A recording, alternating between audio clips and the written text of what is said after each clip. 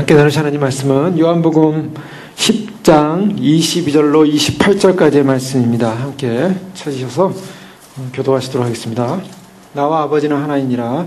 요한복음 45번째 말씀 함께 나누기를 원합니다. 저희는 요한복음 오늘 이제 10장을 마무리하면서 요한복음은 1장부터 10장까지가 전반부로 보통 그렇게 보고 있습니다. 그리고 11장 이하 21장까지는 이제 후반부인데요. 오늘 이 전반부로 보는 이유는 예수님께서 이 땅에 오셔서 세상 죄를 지고 가는 하나님의 어린 양이로다. 죄의 문제를 해결하기 위해서 이 땅에 오신 어린 양으로서의 사역을 말하고 있습니다. 공생애적 사역을 말하고 있습니다. 그래서 예수님께서는 이제 10장을 더불어서 이제 그의 유대 사회 속에 유대교 안에서 이스라엘 백성들에게 오신 메시아로서 자신을 드러내시고 오신 그들에게 구원주로서의 사역을 정리하시게 됩니다. 정리하시고 그리고 결국에는 이제 이들을 떠나게 되는 사건이 일어납니다. 요한복음 10장은 그런 의미에서 굉장히 마무리할 수 있는 예수님의 사역 전반부를 마무리하는 그러한 장이라고 볼 수가 있는데요. 이 10장의 사건은 이미 9장부터 살펴봤던 사건의 연속이 됨을 우리가 확인할 수 있습니다. 9장에 특별히 나면서부터 소경된 사람이 눈을 뜨는 사건이 일어나지 않습니까? 그 눈을 뜨는 사건은 초막절을 근거로 하는 예수님이 나는 세상의 빛이로다 라는 그 말씀과 더불어서 9장 5절에 내가 세상에 있는 동안에는 세상의 빛이다. 그래서 나면서부터 소경된 사람, 정말 절망이죠. 어둠이죠. 한 번도 빛을 경험하지 않은 사람이었습니다. 그 인생의 모습이고 유대교의 모습이었습니다. 바로 그러한 사람에게 빛을 주시겠다. 이것이 얼마나 위대한 생명의 날인가, 영광의 날인가. 그러면서 주님께서 그 실로암, 보냄을 받았다라는 그것. 예수님은 나는 항상 보냄을 받았다. 아버지로부터 보냄을 받았다라는 자기 정체성을 말하고 있습니다. 그래서 예수님 자신의 정체성을 드러내는 실로암 못에 가서 씻으라. 보냄 받은 곳. 바로 예수 그리스도를 통해서 진정한 빛을 볼 수 있다는 것을 증거하고 있었죠. 바로 그 다음에 이제 논쟁이 일어났습니다. 예수님이 눈을 뜨게 한 사건을 가지고 바리새인들이 당시 서기관이라고 볼 수가 있습니다. 율법주의자들에게 가서 이것이 과연 법대로 맞느냐. 이 법의 문제를 따지기 시작했던 거죠. 안식일이었고 틀렸다. 또 너의 눈을 뜨게 한 것은 누구냐? 바로 예수라는 분이다 하면서 이제 계속 논쟁이 일어나지 않습니까? 그러나 그 논쟁에서의 승리는 바로 눈뜬 소경이었습니다. 이 소경이 결국 하나님으로부터 그분이 오지 않았다면 이와 같은 일을 할 수가 없다라고 선언하면서 결국 출교를 당하죠. 그 출교를 당한 다음에 예수님께서 그에게 찾아오셔서 네가 인자를 믿느냐? 믿습니다. 이런 고백을 하게 됩니다. 그 다음에 그 사람들에게 그 주변에 있었던 바리새인들이 또 있었습니다. 그 소경하고 대하는 과정에서. 그래서 예수님이 그 다음에 하신 말씀이 내가 눈을 먼 자, 즉 소경에게는 눈을 뜨게 하고 눈을 떴다고 하는 사람에게는 소경으로 있는 것을 내가 심판한다. 이렇게 얘기하고 있습니다. 9장 39절에 보면 예수께서 이르실 때 내가 심판하러 이 세상에 왔으니 보지 못하는 자는 보게 하고 보는 자들은 맹인이 되게 하려 함이라. 자, 이런 역설적 심판을 말씀하고 있어요. 그래서 이 9장에 나오는 소경이 눈을 뜬 사건은 결국 예수님께서 구원과 심판이라는 이 양면적 모습을 보여주면서 결국 메시아적 선언인 것입니다. 구원받을 자는 결국 소경된 자들이 구원받는 것이고 스스로 눈을 떴다고 하는 사람들은 구원을 못 받는다라는 이제 이와 같은 선언이 일어나게 된 거죠. 자, 그때 사람들이 우리가 과연 소경이냐 그럼 하면서 또 논쟁이 일어나기 시작합니다. 그때 예수님께서 나는 진정으로 양의 목자다 하시면서 이제 10장으로 넘어오면 양의 우리에 들어갈 때 문으로 들어가지 않은 모든 자들은 도적이요 그 다음에 강도다라고 절도요 강도다라고 10장 1절에 선언합니다. 그래서 지난 시간에 저희가 결국 이 도적 절도 강도가 누군가 10장은 계속적으로 이 9장에 연결되고 있는 것입니다. 따로 떼어진 것이 아니고요. 도적과 절도 강도 누구냐? 바로 바리새인들을 말하고 있고 유대 당국자들을 말하는 것입니다. 그들은 정통적 대사상부터 시작해서 전통적 율법주의자들이 아니었고 결국 진정으로 구원을 주는 분은 누구였냐면 하나님의 말씀대로 율법대로 오신 예수님, 예언대로 오신 예수님, 그분을 통해 그분이 진정으로 문으로 들어간 분이고 율법의 문으로 들어가셨고 거기서 구원의 문을 여시는 그런 분이시다라는 것을 우리는 살펴봤습니다. 계속적으로 그러한 말씀을 살펴보다가 주님께서 나는 양의 문이다라고 하시고 그 다음에 주님께서 11절에 보면 10장 11절에 보면 예수님의 자기 선언 가운데 나는 선한 목자다라는 이런 표현을 하십니다. 선한 목자다. 그런데 이제부터 살펴보는 것이 바로 이 부분인 것입니다. 예수님께서 선한 목자다라고 했을 때 그 선한 목자는 어떤 분인가? 선한 목자의 내용은 그 다음에 설명하기를 선한 목자는 양들을 위하여 목숨을 버린다. 바로 이것이 선한 목자라는 것입니다. 예수님께서는 계속적으로 자신의 목숨을 버릴 것에 대해서 반복해서 언급하십니다. 또 15절 말씀에 보면 아버지께서 나를 아시고 내가 아버지를 아는 것 같이 나는 양을 위하여 목숨을 버리노라. 자, 목숨을 버린다는 이 말씀을 반복하십니다. 10절에 보십시오. 이를 내게서 빼앗는 자가 있는 것이 아니라 내가 스스로 버리노라. 예수님께서는 이렇게 반복해서 자신이 선한 목자라고 선언하신 다음에 그 다음에 하신 말씀은 내가 목숨을 버린다, 목숨을 버린다, 목숨을 버린다. 그리고 내가 스스로 버리는 것이다. 나에게서 빼앗는 자가 있는 것이 아니다. 자, 이것은 뭐냐면 이제 요한복음 1장으로 넘어가서 예수님은 어떤 분이시냐? 예수님은 바로 세상 죄를 지우고 가는 하나님의 어린 양, 속죄양으로 오셨다라고 세례 요한이 예수님을 이렇게 소개했습니다. 예수님은 메시아로 오셨는데 그 메시아는 어떤 분인가? 바로 우리의 죄를 씻기 위해서 양으로서 죽으셔야 할 분이다라고 선언한 것이죠. 그런데 예수님께서 양으로 죽으셔야 될 이 부분을 오늘 10장에 이제 그의 공생의 사역 가운데 특별히 유대교 앞에서 정통 유대교 앞에서 그분이 자신의 사역을 마무리하면서 나는 선한 목자다라고 하시면서 그 선한 목자의 가장 중요한 핵심 개념이 뭐냐면 목숨을 버리는 자라는 것입니다. 자, 이 부분에서 예수님의 처음과 이제 마지막 사역의 바로 핵심이 바로 자신이 목숨을 버림으로 말미암아 선한 목자됨을 설명하고 그 선한 목자는 어디서부터 출발하는가? 사실은 이 선한 목자라는 이 목자 개념은 이 구약에서 이 목자는 바로 누군가? 목자는 바로 메시아, 올 메시아를 상징하고 있습니다. 그래서 올 메시아로서 나는 목숨을 버린다라고 말하고 있습니다. 자, 근데 여기서 나는 선한 목자다라는 이 선하다라는 이 표현 속에 우리는 어떤 목자의 개념 속에 선하다라는 개념을 무엇으로 볼 수 있냐면, 선하다고 하는 것은 좋은 일 많이 하고 착한 일 많이 하고 남 도와주고 그리고 뭐 도덕적으로 문제 없고 그냥 좋은 사람이다. 나는 좋은 목자다. 이 정도 개념의 선함이 아니라는 거죠. 여기서 이 메시아로서의 선함이라고 할 때 그 선함이 뭔가? 선함은 천국을 준비시켜주는 목자라는 것입니다. 주의 날을 예비시켜주는 목자라는 것입니다. 바로 선하다는 개념 속에는 더 나아가서 생명과 연관이 있습니다. 나는 선한 목자다라고 했을 때 그 다음에 이 선한 목자는 양들을 위하여 목숨을 버린다. 그것은 목숨을 버림으로 말미암아 양들에게 생명을 주는 자다. 생명을 주는 자는 선하다라고 설명하고 있습니다. 그러나 그 생명이 아닌 사람들, 생명을 주지 않는 사람은 누굽니까? 누구랑 비교합니까? 유대 당국자들과 비교하고 있죠. 12절 말씀에 보면요. 삭구는 목자가 아니요 양도 제 양이 아니라 이리가 오는 것을 보면 양을 버리고 달아나니 이리가 양을 물어가고 또 해치느니라. 자, 여기서 이 삭군에 관한 말을 하고 있는데 이 삭군은 목자라고 자기가 자칭하지만 진짜 목자가 아니라는 것입니다. 그럼 이 삭군은 뭔가?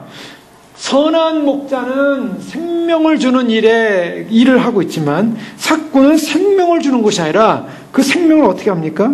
생명을 오히려 잃어버리게 만든다는 거예요. 자, 삭군의 특징은 뭐냐? 생명 얻고 살리고 구원 얻는 길에 목자로서의 사명을 감당하는 것이 아니라 오히려 그들은 이리가 오면 어떻게 하냐면 양을 버리고 도망간다는 것입니다. 이리는 뭡니까? 이리는 영적인 개념에서 보면 영적인 사단, 또 악한 영들, 생명을 빼앗아가는 것들이죠. 생명을 빼앗았던 공격이 오면은 이 목자라고 자칭하는 자들은 도망간다. 즉 당시에 유대 바리새인들이 진정으로 자신들이 진정한 목자인 것처럼 이스라엘 백성들 앞에서 그들은 행사하고 있었지만 그러나 참 목자이신 예수님이 오셔가지고 소경의 눈을 뜨게 했는데 그 소경의 눈뜬 사람을 받아주지 못하고 또 소경을 눈뜨게 한 예수 그리스도를 영접하지 않고 소경이 눈떴다는 그 이유, 예수님을 믿는다는 그 이유로 내가 쫓아버립니다.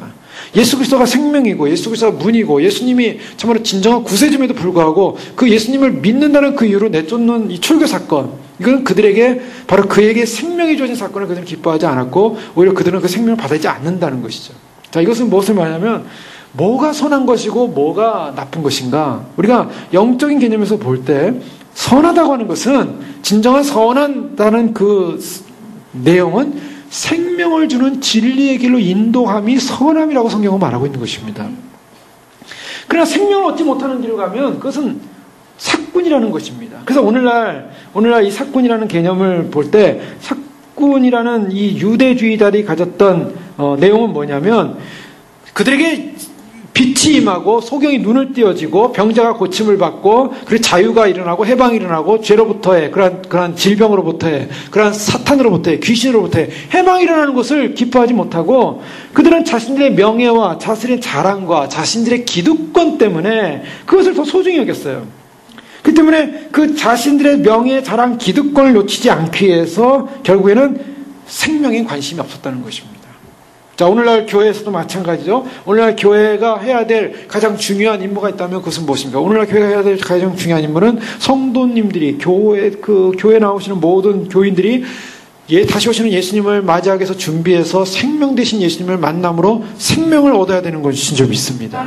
그런데요, 그런 생명을 얻어야 함에도 불구하고 생명의 길로 인도하지 않고 안내하지 않더라는 것입니다. 생명의 길로 인도되고 안내되어지고 그 생명의 길로 가는 사람들에 대해서 오히려 그것을 가지 못하게 하고 그것을 막는 이유가 뭡니까? 그것은 기득권의 문제입니다.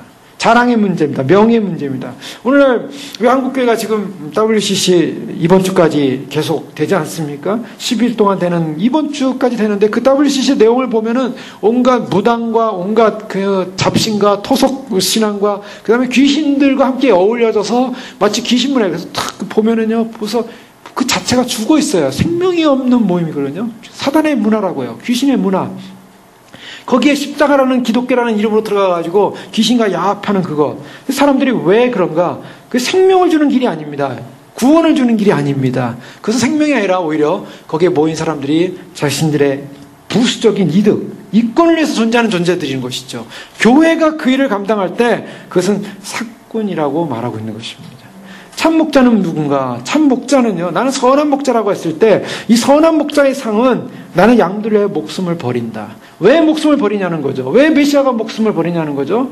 그분이 우리에게 생명을 주시기 위함이다 라는 것입니다. 역설적인 것입니다. 예수님이 목숨 버리시는 것은 우리에게 생명을 주는데 그 생명을 준다는 것은 무엇이냐면 예수님이 십자가를 통해서 하나님을 계시하고 계시다는 것. 하나님의 사랑을 알려주고 계시고 하나님의 뜻을 알려주고 계시고 우리에게 죄를 씻어버려서 의롭게 되고 하나님의 백성으로 연합되는 존재로 삼기 위해서 자신이 생명을 걸고 목숨을 버린다는 것입니다. 이사야 53장 8절에 보면 그가 곤욕과 신문을 당하고 끌려갔으니 그 세대 중에 누가 생각하기를 그가 산자의 땅에서 끊어지면 마땅히 형벌받을 내 백성의 허물을 인함이라 하였으리요. 곤욕과 신문을 당하며 끌려가며 산자의 땅에서 끊어지는 사건, 예수님이 우리를 위하여 흘리는 그 피는 마태복음 26장 28절에 이것은 죄사함을 얻게 하려고 많은 사람을 위하여 흘리는 바 나의 피 곧 언약의 피니라. 예수님께서 자신을 죽음으로 말미암아 우리에게 생명을 주시는 그런 목자의 길을 결정하셨다는 것입니다. 죽음과 목자는 바로 연결이 되어 있어요. 그래서 마가복음요 14장 27절에 보면 예수께서 제자들에게 이르실 때 너희가 다 나를 버리리라 이는 기록된 바 내가 목자를 치리니 양들이 흩어지리라 하였느니라. 자, 목자를 친다. 목자를 치리니 양이 흩어진다. 이것은 바로 이제 에스겔서 34장에 나오는 그러한 말씀을 가지고서 말씀하고 있는 것인데요. 자, 목자는 어떤 분인가? 목자가 결국 죽임을 당할 때 양들이 다 흩어지는 사건. 예수님이 죽임을 당하는 그 이유가 무엇인가? 생명을 주시기 위함이다 라고 말하고 있습니다. 이 목자, 선한 목자, 생명을 주는 이 목자는 바로 그 양들을 향하여 어떤 역할을 합니까? 성경에는 참 많은 약속들이 있습니다. 이사야 40장 2절에 보면 너희 하나님이 가랐을 때 너희는 위로하라 내 백성을 위로하라. 이 목자는 위로하는 분이시고요. 또 예레미야 31장 10절에 보면 열방이여 너희는 나 여호와의 말을 듣고 먼 섬에 전파하여 이르기를 이스라엘을 흩으신 자가 그를 모으시고 목자가 그 양물에게 행한같이 그를 지키시리로다. 바로 우리 주님은 바로 자신의 생명을 버려서 목숨을 버려서 우리를 구원하시는 그 생명된 양들을 향해서는 어떤 사건을 이루시냐면 지키시겠다라고 약속하고 있습니다. 목자는 우리를 위로하시는 분이고 목자는 우리를 지키시는 분입니다. 더 나아가서 에스겔서 34장 11절 이하의 말씀에 보면 목자에 관한 내용이 나오고 있는데요. 이 에스겔 34장 전체는 목자에 관한 비유입니다. 이 목자에 관한 비유가 예수님에 관한 그런 예수님이 올 것에 관한 것을 말씀하고 있어요. 특별히 34장 23절에 보면 내가 한 목자를 그들 위에 세워 먹이게 하리니 그는 내 종 다윗이라. 그가 그들을 먹이고 그들의 목자가 될지라. 그래서 목자가 뭔가, 목자는 바로 다윗이라고 말했어요. 한 목자를 세우겠다. 예수님께서 지금 요한복음 10장에서 나는 선한 목자다라고 했을 때 단지 그냥 시골 풍경을 보면서 목자가 양들을 데리고 다니는 그 모습이 너무나 아름다워가지고 나는 저게 목자와 양처럼 내가 나를 비유할게라고 갑자기 생각나서 비유하신 말씀이 아닙니다. 이것은 이미 예스겔서에 또 구약 성경의 이사야서에 예레미야서에 이미 목자와 양물에 관련된 것은 하나님과 그 백성과 관련된 굉장히 중요한 그 모형으로서 예언되어 있는 말씀입니다. 그 예수님이 자신이 스스로가 나는 목자라는 말을 할 때는 그냥 목가적 풍경을 설명하게 한 것이 아니라 바로 예언된 메시아라는 것을 강조하는 것입니다. 예언된 하나님이라는 것을 강조하고 있는 것입니다. 때문에 에스겔서 34장 23절에 보면 그 목자는 누구냐? 내 종 다윗이라는 거예요. 내 종 다윗을 세우겠다. 근데 이 다윗이 지금 에스겔 상황에서는 이미 이 세상에 없는 사람입니다. 그럼 내 종 다윗을 세우겠다는 것은 바로 사무엘하 7장에 나오는 소위 말해서 나단의 언약, 즉 다윗의 위가 영영할 것이다. 다윗의 자손에게서 바로 메시아가 와서 그 영원한 통치를 이룰 것이라는 메시아 언약, 메시아 그런 약속에 대한 말씀으로 다윗이 등장하고 있다는 것입니다. 목자는 누군가? 결국 다윗도 물론 당대에 양들을 쳤죠. 몇 마리 양을 쳐다가 그 아버지의 분을 받아 전쟁터 나가서 골리앗과 싸우는 장면이 있지 않습니까? 다윗은 목동이었습니다. 마치 하나의 그런 모습처럼 목자의 모습, 다윗과 같은 목자의 모습을 닮은 진짜 목자, 바로 메시아가 온다는 것이죠. 자, 그 목자를 세우신다 그랬는데요. 그 목자는 어떤 분인가? 34장, 이 에스겔 34장 11절 이하의 말씀에 보면 이렇게 말씀하고 계십니다. 주 여호와께서 이같이 말씀하셨느니라. 나 곧 내가 내 양을 찾고 찾되 12절에 보면 목자가 양 가운데 있는 날에 양이 흩어졌으면 그때를 찾는 것 같이 내가 내 양을 찾아서 흐리고 캄캄한 날에 그 흩어진 모든 곳에서 그것들을 건져낼지라. 자, 우리 목자 대신 예수님이 하신 일, 목자 대신은 진정한 목자가 하는 일이 뭐냐면 양들을 모은다는 것입니다. 양들을 건진다는 것입니다. 양들을 찾는다는 것입니다. 그래서 어떻게 하냐면 누워있게 할지라. 양들을 찾아서 누워있게 하고요. 그 다음에 돌아오게 하고 싸매주고 그리고 병든 자를 내가 강하게 하고 그 다음에 살찐 자와 강한 자를 내가 멸하고 공의대로 그것들을 먹이리라. 자, 목자가 하는 일은 누워있게 쉬게 하고요. 찾고 그 다음에 위로하고 지키고 그 다음에 강하게 하고 그리고 34장 16절 말씀에 보면 이렇게 말씀하고 있습니다. 그 잃어버린 자를 찾아내고 잃어버린 자를 내가 찾으며 쫓기는 자를 내가 돌아오게 하며 상한 자를 싸매주며 병든 자를 내가 강하게 하려니와 살찐 자와 강한 자는 내가 없애고 정의대로 그것들을 먹이리라. 자, 싸매주고 돌아오게 하고 강하게 하고 찾고 그 다음에 15절에 누워있게 하고 하는 이런 모든 장면 속에 어떤 장면이 또 나오냐면 살찐 자와 강한 자는 내가 없애고 정의대로 그것을 먹이리라. 자, 어떤 면에서는요, 주님께서 양들을 돌아보고 돌보는데 어떤 심판받을 자는 심판을 시키고 그렇지 못할 양들은 전부 이렇게 보호하신다. 이러한 양면의 모습을 보여주고 있습니다. 거짓 목자의 목적은 무엇이냐면 거짓 목자의 목적은 자기의 영광이라 그랬습니다. 자기 영광, 또 자기의 어떤 자랑. 그러나 참 목자는 진정으로 십자가를 지는 생명을 내어주는 바로 그런 목자시다 라고 말하고 있습니다. 그래서 예수님께서 내가 선한 목자라, 나는 선한 목자는 양들을 위하여 목숨을 버리고 사꾸는 목자가 아니요 하면서 말하고 있습니다. 또 달아나는 것은 그가 사꾸니 까닭에 양을 돌보지 아니함이라. 그래서 14절 말씀에 보면 선한 목자는 어떤 관계냐면 이 목자를 양들은 안다라고 말하고 있습니다. 자, 이것은 목자와 양의 관계는요, 이미 지난 시간에 살펴봤던 것처럼 이 양은 목자의 음성을 구별한다 그랬습니다. 양이 할 수 있는 유일한 길은 잘 보이지도 않고 또 굉장히 몸이 둔하지만 목자의 음성을 정확히 분별할 수 있는 그런 청각이 있어서 이것이 일인지 사꾼인지 아니면은 도둑인지 이걸 다 구분해내는 것이죠. 그래서 양은 참으로 참된 목자가 자기를 부를 때 그것을 안다라고 했습니다. 여기서 안다라는 개념이 굉장히 중요한 것입니다. 내 양을 알고 양도 나를 아는 것이. 서로 알고 알아가는 관계 속에 연합되어 있는 것이죠. 우리가 이단이나 잘못된 사상이나 잘못된 복음이나 거짓된 것들이 들어올 때 양들이 갖는 한 가지 중요한 것은 이것이 진짜 목자의 음성인지 목자의 음성이 아닌지를 아주 예리하게 분간할 수 있는 것이 바로 양의 특징이라는 것입니다. 그래서 양들은 정말 주님의 음성을 듣고 주의 음성이 무엇인지 말하는 것을 알고 그래서 따르는 사람들이에요. 그래서 따르는 사람들이 바로 양과 목자의 관계성 속에서 길을 잃어버리지 않고 목자를 따라가게 됐다라고 말씀하고 있습니다. 그런데요, 이 목자가 해야 될 일 가운데 가장 또 중요한 일이 있습니다. 가장 중요한 일이 뭐냐면 목자가 해야 될 일 가운데 중요한 것은 이 양들을 먹이는 일이 굉장히 중요합니다. 양들을 먹이는데요, 양들을 먹일 때 어떤 걸 먹입니까? 좋은 것, 좋은 걸 먹여야 됩니다. 에스겔서 34장 18절에 보면 너희가 좋은 꼴 먹는 것을 작은 일로 여기느냐? 어찌하여 남은 꼴을 발로 밟았느냐? 너희가 맑은 물을 마시는 것을 작은 일로 여겼느냐? 어찌하여 남은 물을 발로 더럽혔느냐? 여기서 무슨 말씀이냐면 이 주님께서 목자들에게 준 것은 좋은 꼴을 주셨어요. 근데 좋은 꼴을 준 이유는 뭐냐면 좋은 꼴을 가지고 양들에게 좋은 것을 먹이라고 준 것입니다. 양을 살찌게 하라는 거예요.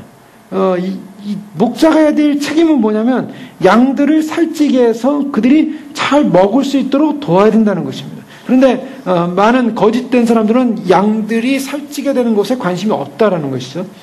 이 예수님께서는요, 바로 목자로서 오셔가지고 바로 양들을 향하여 살찌게 한 하나님의 생명의 말씀 양식으로 그들에게 생명의 길을 인도했는데 바로 그런 생명의 길을 인도함에도 불구하고 거짓된 바리새인들은 그런 양들을 먹이지 않고 채우지 않고 그들을 그런 생명의 길로 가지 못하게 하고 흩어버리는 그런 일을 한 것을 우리가 살펴보게 됩니다.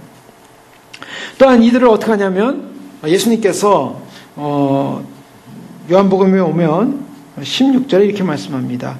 또 이 우리에 들지 아니한 다른 양들이 내게 있어 내가 인도하여야 할 터이니 그들도 내 음성을 듣고 한 무리가 되어 한 목자에게 있으리라. 오늘 16절 말씀은요, 잘 보십시오. 우리에게 들지 아니한 다른 양들이 있다. 우리에 들지 아니한 다른 양. 자, 이 우리라는 것은 바로 울타리를 말하고 있습니다. 양의 울타리예요.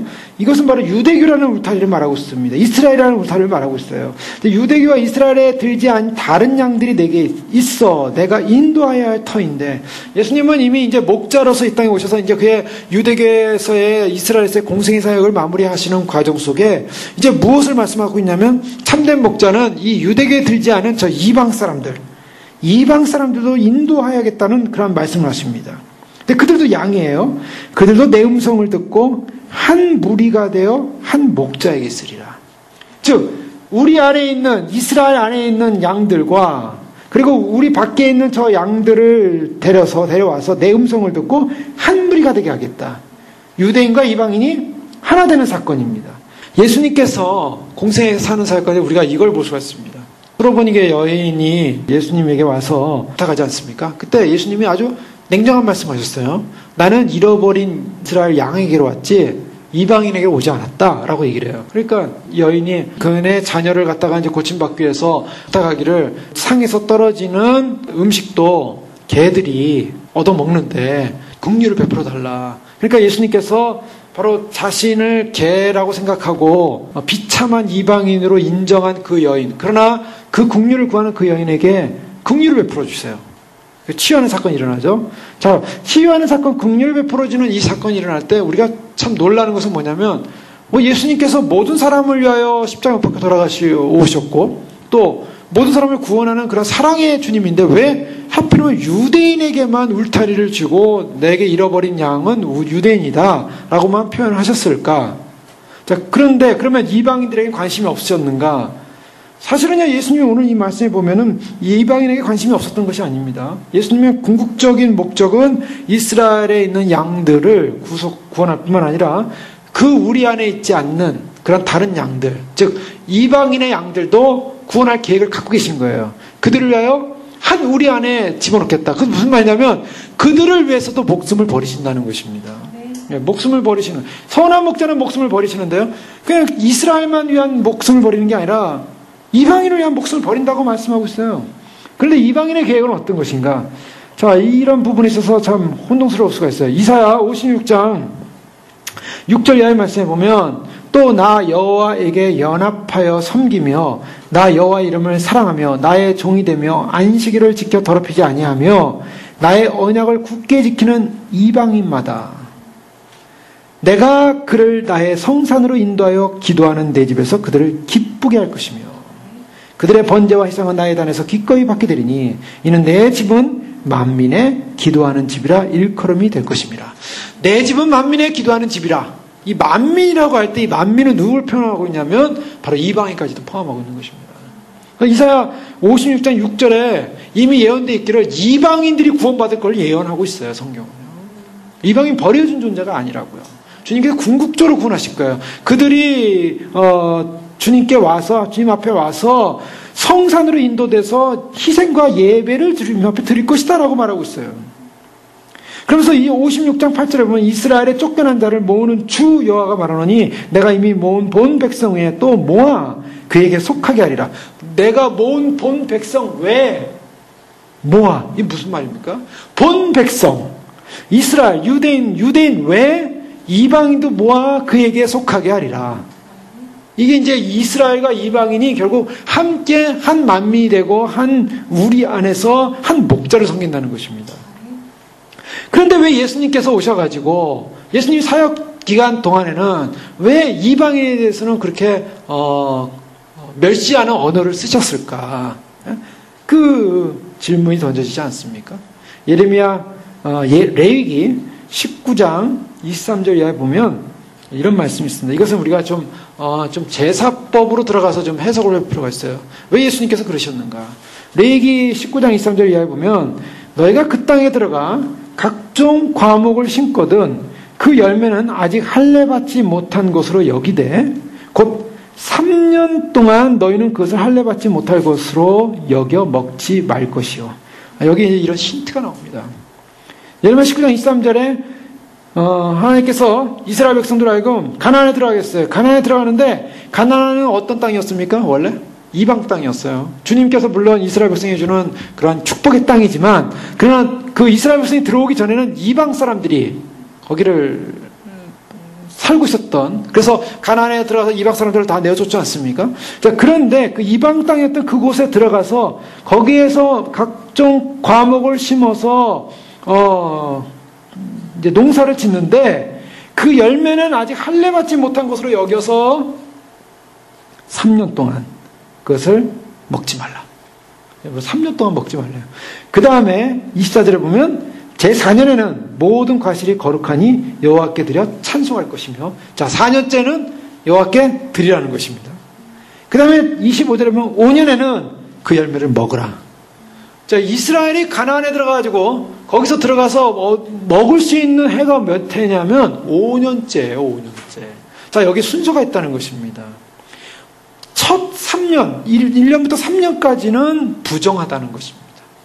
먹지 못하게 하셨어요. 그리고 그 기간이 끝난 다음에는 하나님께 바쳐지는 기간이 필요했어요. 하나님께 바쳐지고 그 다음에 먹을 수 있었습니다. 자, 이것을 보면 우리가 이제 좀 이해할 수가 있습니다. 뭐냐면 주님께서 이 땅에 오셨을 때 이 땅에 오셔서 사신 공생애가 몇 년이었습니까? 3년이었습니다. 3년의 왜 하필이면 주님은 3년의 공생애를 사셨을까? 주님은 그냥 사신 것이 아니라 사실은 이와 같이 어떤 레위기나 구약에 나오는 율법의 모형을 따라가시고 절기를 따라가시는 장면을 우리가 보게 돼요. 그래서 예수님은 3년 동안 이 땅에 사시는 동안 이방 사람들에게 대해서는 건드리지 않습니다. 이방 사람에 가서 복음 전하고, 이방, 이스라엘 영내, 물론 사마리아나 이 땅도 이방 땅이라고 말하고 있지만, 갈릴리도 뭐 이방 땅이라고 말하고는 있지만, 그러나 거기는 그 유대인과 이방인이 섞여 있는 혼혈족들이었기 때문에 어느 정도 그 팔레스틴 안에 들어와 있어요. 아예 저 헬라 문화로 가고, 아예 저 로마로 가고, 그런 어떤 그런 어떤 전도 방식을 쓴 것이 아니라, 예수님은 그 가나안이라는 하나님께서 허락하셨던 바로 이스라엘 땅에 줬던 그 영역 안에서만 활동을 하셨어요. 근데 그 안에도 버려진 자들이고 그 안에도 소외된 자가 있었죠. 그러나 주님은 그 안에서만 활동을 하시면서 이제 사역을 하셨는데, 이 3년이 지난 다음에 주님께서 오늘 이제 22절에 보면은 예루살렘에 수전절이 이르니 때는 겨울이라, 수전절 사건이 일어납니다. 수전절이라. 이 수전절이라는 것은 소위 말해서 하누카라는 히브리 말로 하누카고요. 이것은 봉헌된다, 드려진다는 것입니다. 이것은 역사적 의미가 있다고 했죠. 그것은 BC 167년에서 164년, 약 165년쯤에 3년 동안 안티오쿠스 에피파네스라는 이 셀루쿠스 왕조의 그 황제로부터 엔티오쿠스 4세입니다. 이 사람으로부터 당시 알렉산더가 세계를 제패하고 일찍 죽어버려서 그 부하들이 땅을 나눠서 통치하게 되지 않습니까? 이집트 땅 지역과 그다음에 시리아 지역. 근데 시리아 지역, 즉 지금 이스라엘의 북쪽인 시리아 지역의 왕이었던 엔티오쿠스 에피파네스가 굉장히 이스라엘 유대 사람들을 갖다가 학대하고 힘들게 했어요. 그리고 이집트와의 전쟁을 하다가 그가 결국에는 그 힘이 딸립니다. 그래서 결국 패배하면서 돌아가는 과정에 유대인이라도 이 이스라엘 백성이라도 꽉 잡아야겠다라고 생각해서 그가 한 정책은 뭐냐면 예루살렘 성전 안에다가 소위 말해서 제우스 신을 세우고 그 다음에 그를 섬기게 했습니다. 바알 샤멘이라고 하는 소위 말해서 하늘의 주, 이게 하늘의 주다. 그래서 헬라 문화를 이스라엘에 완전히 그 헬라 문화로 바꾸려고 했어요. 그러니까 그 셀루쿠스 왕조의 강력한 헬라 정책에 사람들이 반발이 났고 그 반발이 나는 가운데서 마티디아스라는 제사장과 그 아들들이 결국 거기에 저항을 하게 되고 저항하는 것이 점점 커지게 돼서 마티디아스는 일찍 죽지만 그 아들 유다에 의해서 그들이 소위 말해서 혁명을 일으키게 됩니다. 그래서 유다 마캅이라는 사람이 결국 혁명을 일으켜가지고 오랫동안 이제 대치하다가 BC 165년에 예루살렘 성전을 갖다가 셀루쿠스 그 시리아 군과 싸워서 이겨가지고 성전을 탈환을 해요. 성전 탈환을 하면서 예루살렘 성전에 들어가서 예루살렘 성전을 그 안에 있는 제우스 신을 없애버리고 정결하게 합니다. 근데 당시에 거기 있었던 메노아라는 그 촛대가 있었는데 그 촛대에 기름이 순 올리브 기름이 이 하루 정도밖에 불이 밝힐 수밖에 없는 기름이었어요. 그래서 이들이 지금 급하게 거기를 성전을 갖다가 점령하면서 그것을 올리브 기름을 가져다가 계속적으로 불을 밝혀야 되는데 없었어요. 그러나 없었지만은 그들이 거기서 성전 정화 작업을 하는 과정 속에 8일이 지나도 그 불이 꺼지지 않더라는 거예요. 그런 역사가 일어났어요. 그래서 8일 만에 순수한 올리브기를 준비해가지고 다시 보충할 수 있었다라고 역사는 말합니다. 그래서 지금 하누카 절기는요 8일 동안 지켜요. 그 빛이 비춰진다. 그래서 지금 12월 그냥 원력으로 하면 12월쯤이면 이스라엘에서는요 다 불을 밝히는 그런 명절이 있습니다. 하누카의 명절에. 그 하누카는 왜 중요하냐면 과거 모세에 의해서 여호수아에 의해서 가나안을 정복한 절기도 아니고요. 뭐 6월절 무슨 그런 어떤 고대 하나님께서 정하신 3대 절기가 아니라 이 절기는 이스라엘 역사 가운데 특별히 예수님 오시기 전 165년 전에 바로 셀루쿠스 왕조라는 그러한 왕조에서 성전이 더럽혀졌을 때 성전을 청결했던 그러한 놀라운 혁명적 사건이에요. 그 이후로 이제 마카비 왕조가 계속 그 예루살렘을 점령을 하면서 셀루쿠스 왕조와 자꾸 이렇게 그 협상을 합니다. 그러면서 셀루쿠스 왕조로부터 협상을 하면서 또 그 안에 또 한 번의 반란이 일어나면서 예수님 당시에 일어났던 그 헤롯 왕가와 또 예수님 당시에 일어났던 그 헤롯 왕가가 바로 이제 그런 반란 가운데 하나에 남아 있었던 왕가였고 또 로마가 들어옴으로 말미암아 이제 예루살렘은 로마의 지배를 받게 되는데요. 어쨌든 그런 역사 상황 가운데서 지금 어떤 사건이 일어났냐면 이스라엘 백성들이 그 이후로 바로 이 하누카 그날 점령한 것을 기념으로 해서 12월 달에 수전절이라는 것을 지내게 된 것입니다. 근데 이 수전절이라는 22절에 나오는 예루살렘의 수전절이 이르니라는 이 수전절은 요한복음에만 특별히 이것을 언급하고 있고 마태, 마가, 누가 공관복음에 나오지가 않습니다. 근데 요한복음은 이미 말씀드렸던 것처럼 요한복음은 어떤 사건의 순서에 의해서 말씀이 쓰여진 것이 아니라 사도 요한이 어떤 목적을 가지고 이 요한복음을 기록을 했어요. 그래서 우리가 보통 그 성전 척결 장면은 예수님께서 이제 돌아가시기 직전에 그 6월절에 들어가셔가지고 성전에 들어가셔가지고 성전을 청결하게 하는 장면이 이제 다른 공관복음에서 나오는데 요한복음에는 예수님이 사역이 시작하고 얼마 되지 않아서 성전 척결하는 장면이 나와요. 근데 그와 같은 이유는 뒤에 일어났던 사건이 왜 앞으로 요한복음에 왔는가? 그것은 요한이 그것을 기록하는 과정에서 그것을 의도를 가지고 내용을 담고 있는데 오늘 특별히 이 수전절이라는 것이 일어났다는 이 개념은 요한복음 항상 영적으로 또한 상징적 의미를 갖고 있다는 것을 살펴봅니다. 자, 수전절에 이르니 때는 겨울이라. 자, 이 수전절은 지금 말씀드린 것처럼 그 성전을 정결하게 했기 때문에 그 성전을 이제 온전히 하나님 앞에 드릴 수 있게 됐다. 하나님 앞에 봉헌한다. 그래서 수전절이라는 개념, 한우카라는 개념은 봉헌한다라는 개념을 갖고 있습니다. 또 봉헌한다는 개념만 아니라 또 성결케 한다, 거룩케 한다, 정결케 한다라는 어떤 그런 개념을 갖고 있어요. 자, 이것은 무엇을 말하냐면 예수님께서 이제 십자가에 못 박혀 돌아가시고자 하는 그런 시간이 다가오고 있음을 상징적으로 말하면서 처음 요한복음 시작 때 이 성전을 헐라 내가 3일 만에 다시 일으키리라고 주님 말씀하셨어요.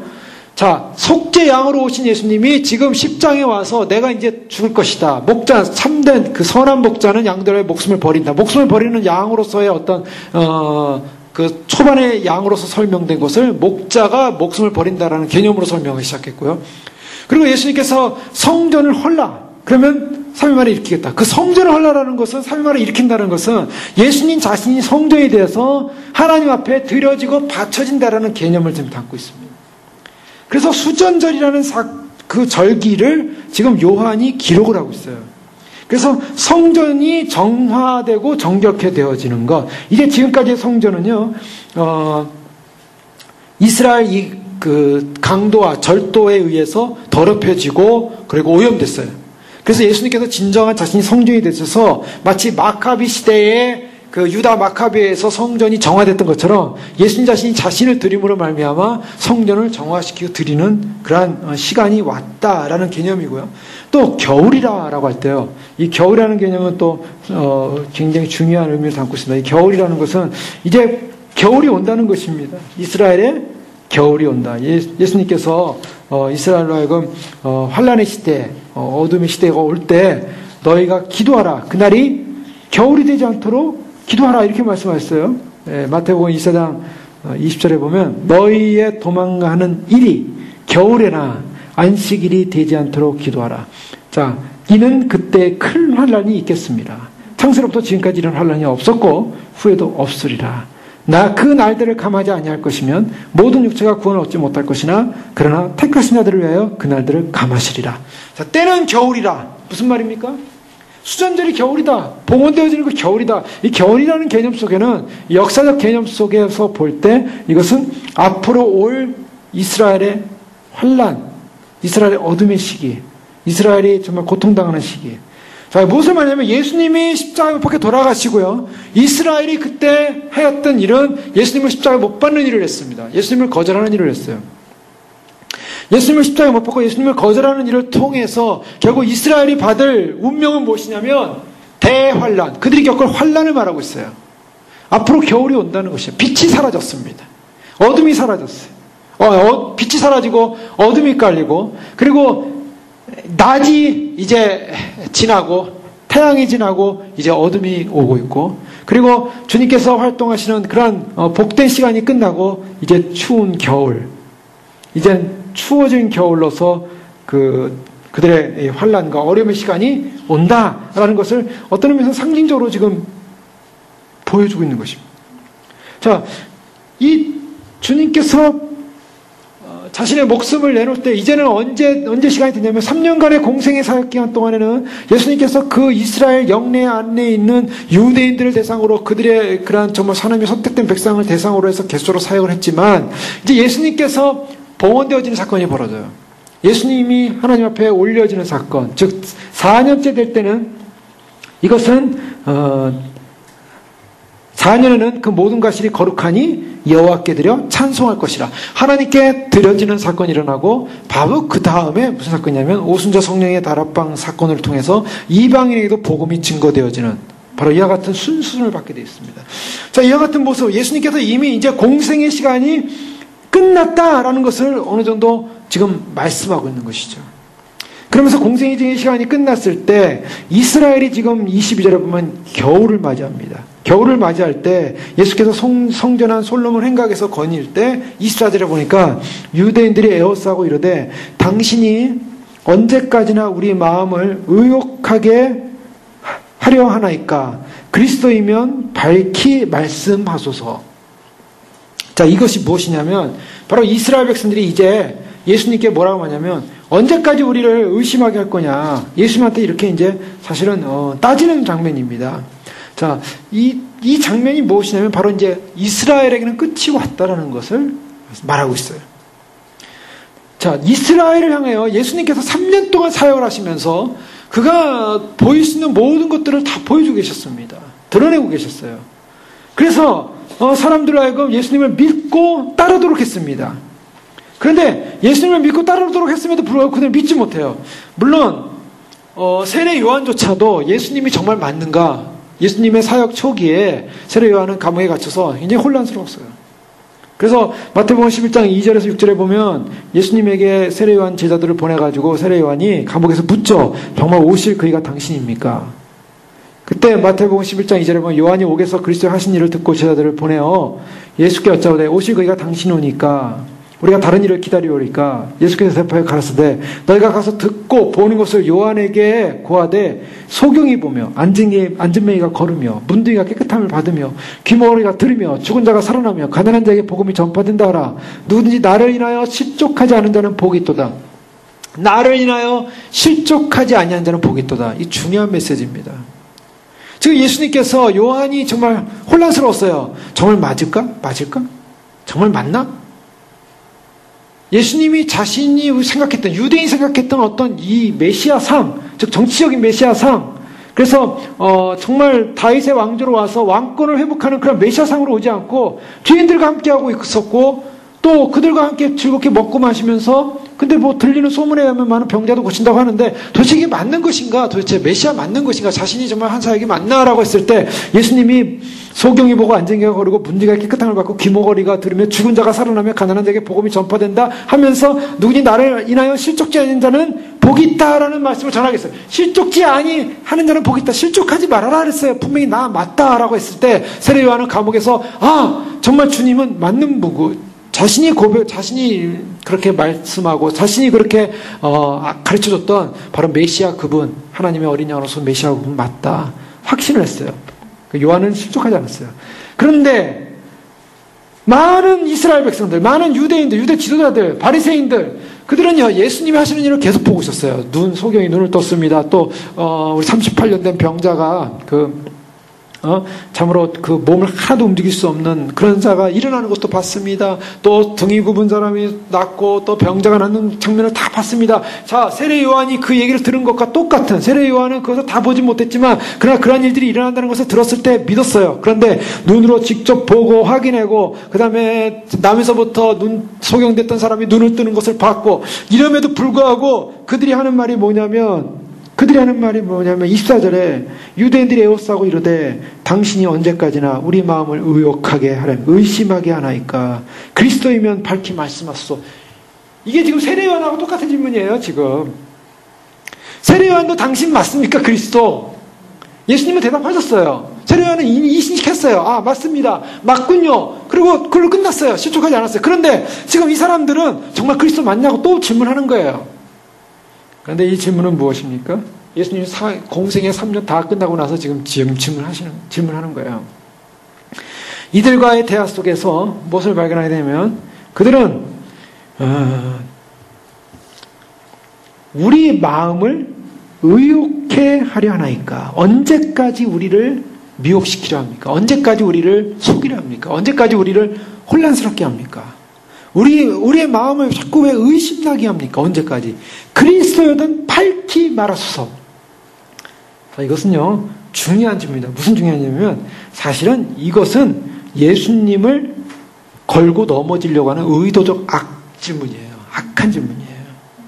자, 이들에게는요, 더 이상 이 질문 속에 보여주는 것은 최후의 의심의 질문을 던지는데, 더 이상 기회와 희망이 없다라는 것입니다. 더 이상 기회와 희망이 없어요. 끝까지 의심하며 질문하는 거예요. 끝까지 의심하며. 처음부터 의심했어요, 이들은. 근데 세례 요한은 감옥에서 예수님의 사역을 듣고 나서 인식하고 믿었어요. 그런데 이들은 끝까지 3년 동안의 예수님의 사역을 보면서 그 많은 사역 가운데 그들은 예수님을 인식하지 못한 채 또 의심하더라는 거야. 계속되는 의심. 여러분, 이것이 선택받은 자와 선택받지 못한 자의 길입니다. 선택받지 못한 사람들이 하는 행동은요, 처음부터 끝까지 그 의심이 똑같아요. 처음부터 질문이 똑같아요. 그 맞습니까? 맞습니까? 맞습니까? 정말입니까? 맞습니까? 아무리 설명해주고, 아무리 보여주고, 아무리 확증시켜주고, 아무리 그렇다고 얘기하고, 아무리 성경부터 알려줘도 맨 마지막까지 하는 말은 또 맞습니까? 그렇습니까? 똑같아요. 왜요? 처음부터 안 믿어요. 처음부터 안 믿었어요. 자, 이와 같은 모습은요, 이 마지막 악한 길로 가는 사람의 전형입니다. 전형. 마태복음 26장 23절에 보면, 63절에 보면요, 예수께서 잠잠하시거늘 대성이 가로되 내가 너로 살아계신 하나님께 맹세하게 하노니, 내가 너로 살아계신 하나님께 맹세하게 한다는 거예요. 내가 하나님의 아들 그리스도인지 우리에게 말하라. 이게 뭐냐면요, 지금 마지막 예수님을 잡아가지고 또 신문하는 과정에서 대제사장이 하는 말이 네가 그리스도이면 말하라. 왜요? 그리스도라고 하면 또 그리스도라고 했다 하면서 옷을 찢으면서 또 맞다 신성 모독이다 뭐 이렇게 하려고 하는 거예요. 이게 마음속에요, 정말 그리스도면 내가 믿겠습니다라고 질문하는 게 아니에요. 절대. 어떻게 하든지 그 대답을 받아내가지고요, 예수님을 죽이려고 하는 거예요. 누가복음 22장 60절에 보면 가로되 내가 그리스도여든 우리에게 말하라. 말하라. 그리스도여든. 대답하되 내가 말할지라도 너희가 믿지 아니할 것이요. 예수님이 뭐라고 말씀하세요? 아셨어요. 내가 말해도 너는 믿지 아니할 것이다. 여러분, 이것이 바로 이스라엘이었어요. 지금 이 수전절에 있어서 이제 성전이 봉헌되는 과정 속에 있는 이 절기, 정말 이 수전절에는 봉헌이라고 하고 또 거룩함이라고도 이제 consecrated라고 표현하기도 하고요, dedicate라고 이 두 가지 의미를 다 갖고 있습니다. 이 하누카라는 개념에는. 그래서 예수님 자신이 구별된, 성스러운 구별된 존재로서 하나님께 드려진다, 봉헌되어진다는 거예요. 성전으로서. 그 성전을 봉헌되어지는 그 과정 속에 이제 내가 선한 목자로서 너희를 위하여 죽는다. 바로 봉헌이 그거예요. 예수님 자신 십자가에 못 박혀 돌아가시고 그 피를 가지고 하나님 앞에 나아가서 그 피의 제사를 드릴 때 하나님께서 그 피를 보고 우리의 모든 죄를 씻어주시는 거 아십니까? 그 양들을 위한 죄를 씻어주는 거예요. 그 봉헌의 시간에 이들은 와서 한다는 얘기가 그리스도이면 밝히 말하소서. 예수님 뭐라고 대답하십니까? 예수께서 대답하시되 내가 너에게 말하였을 때 믿지 아니하는다. 자, 여기 재미있는 표현이에요. 예수님이 너에게 말했다고 얘기했어요. 예수님이 내가 사람들, 유대인들 많은 사람들한테 내가 그리스도다라고 얘기한 적은 사실 없어요.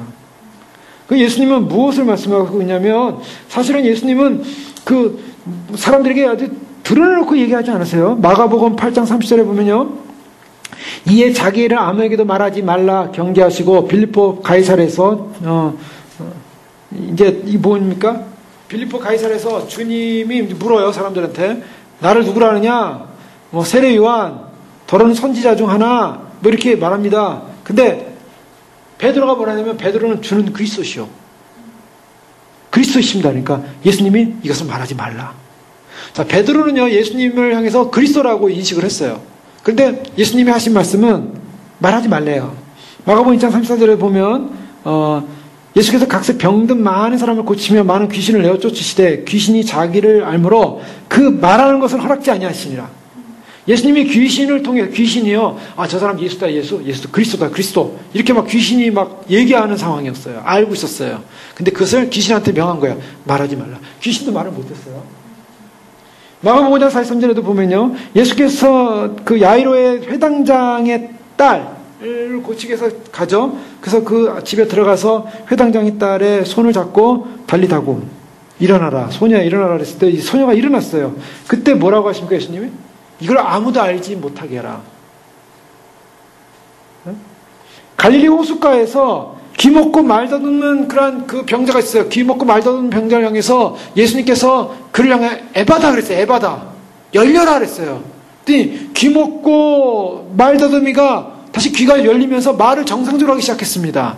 에바다. 열렸어요. 그때 예수님께서 이 일을 아무도 알지 못하게 하라고 말씀하셨어요. 그리고 그리고 예수님께서 변화산에서 그 모세와 엘리야를 만나는 그 장면에서 베드로와 야고보 요한이 보지 않습니까? 그것을 경험하고 나서도 누구한테 말하지 말라.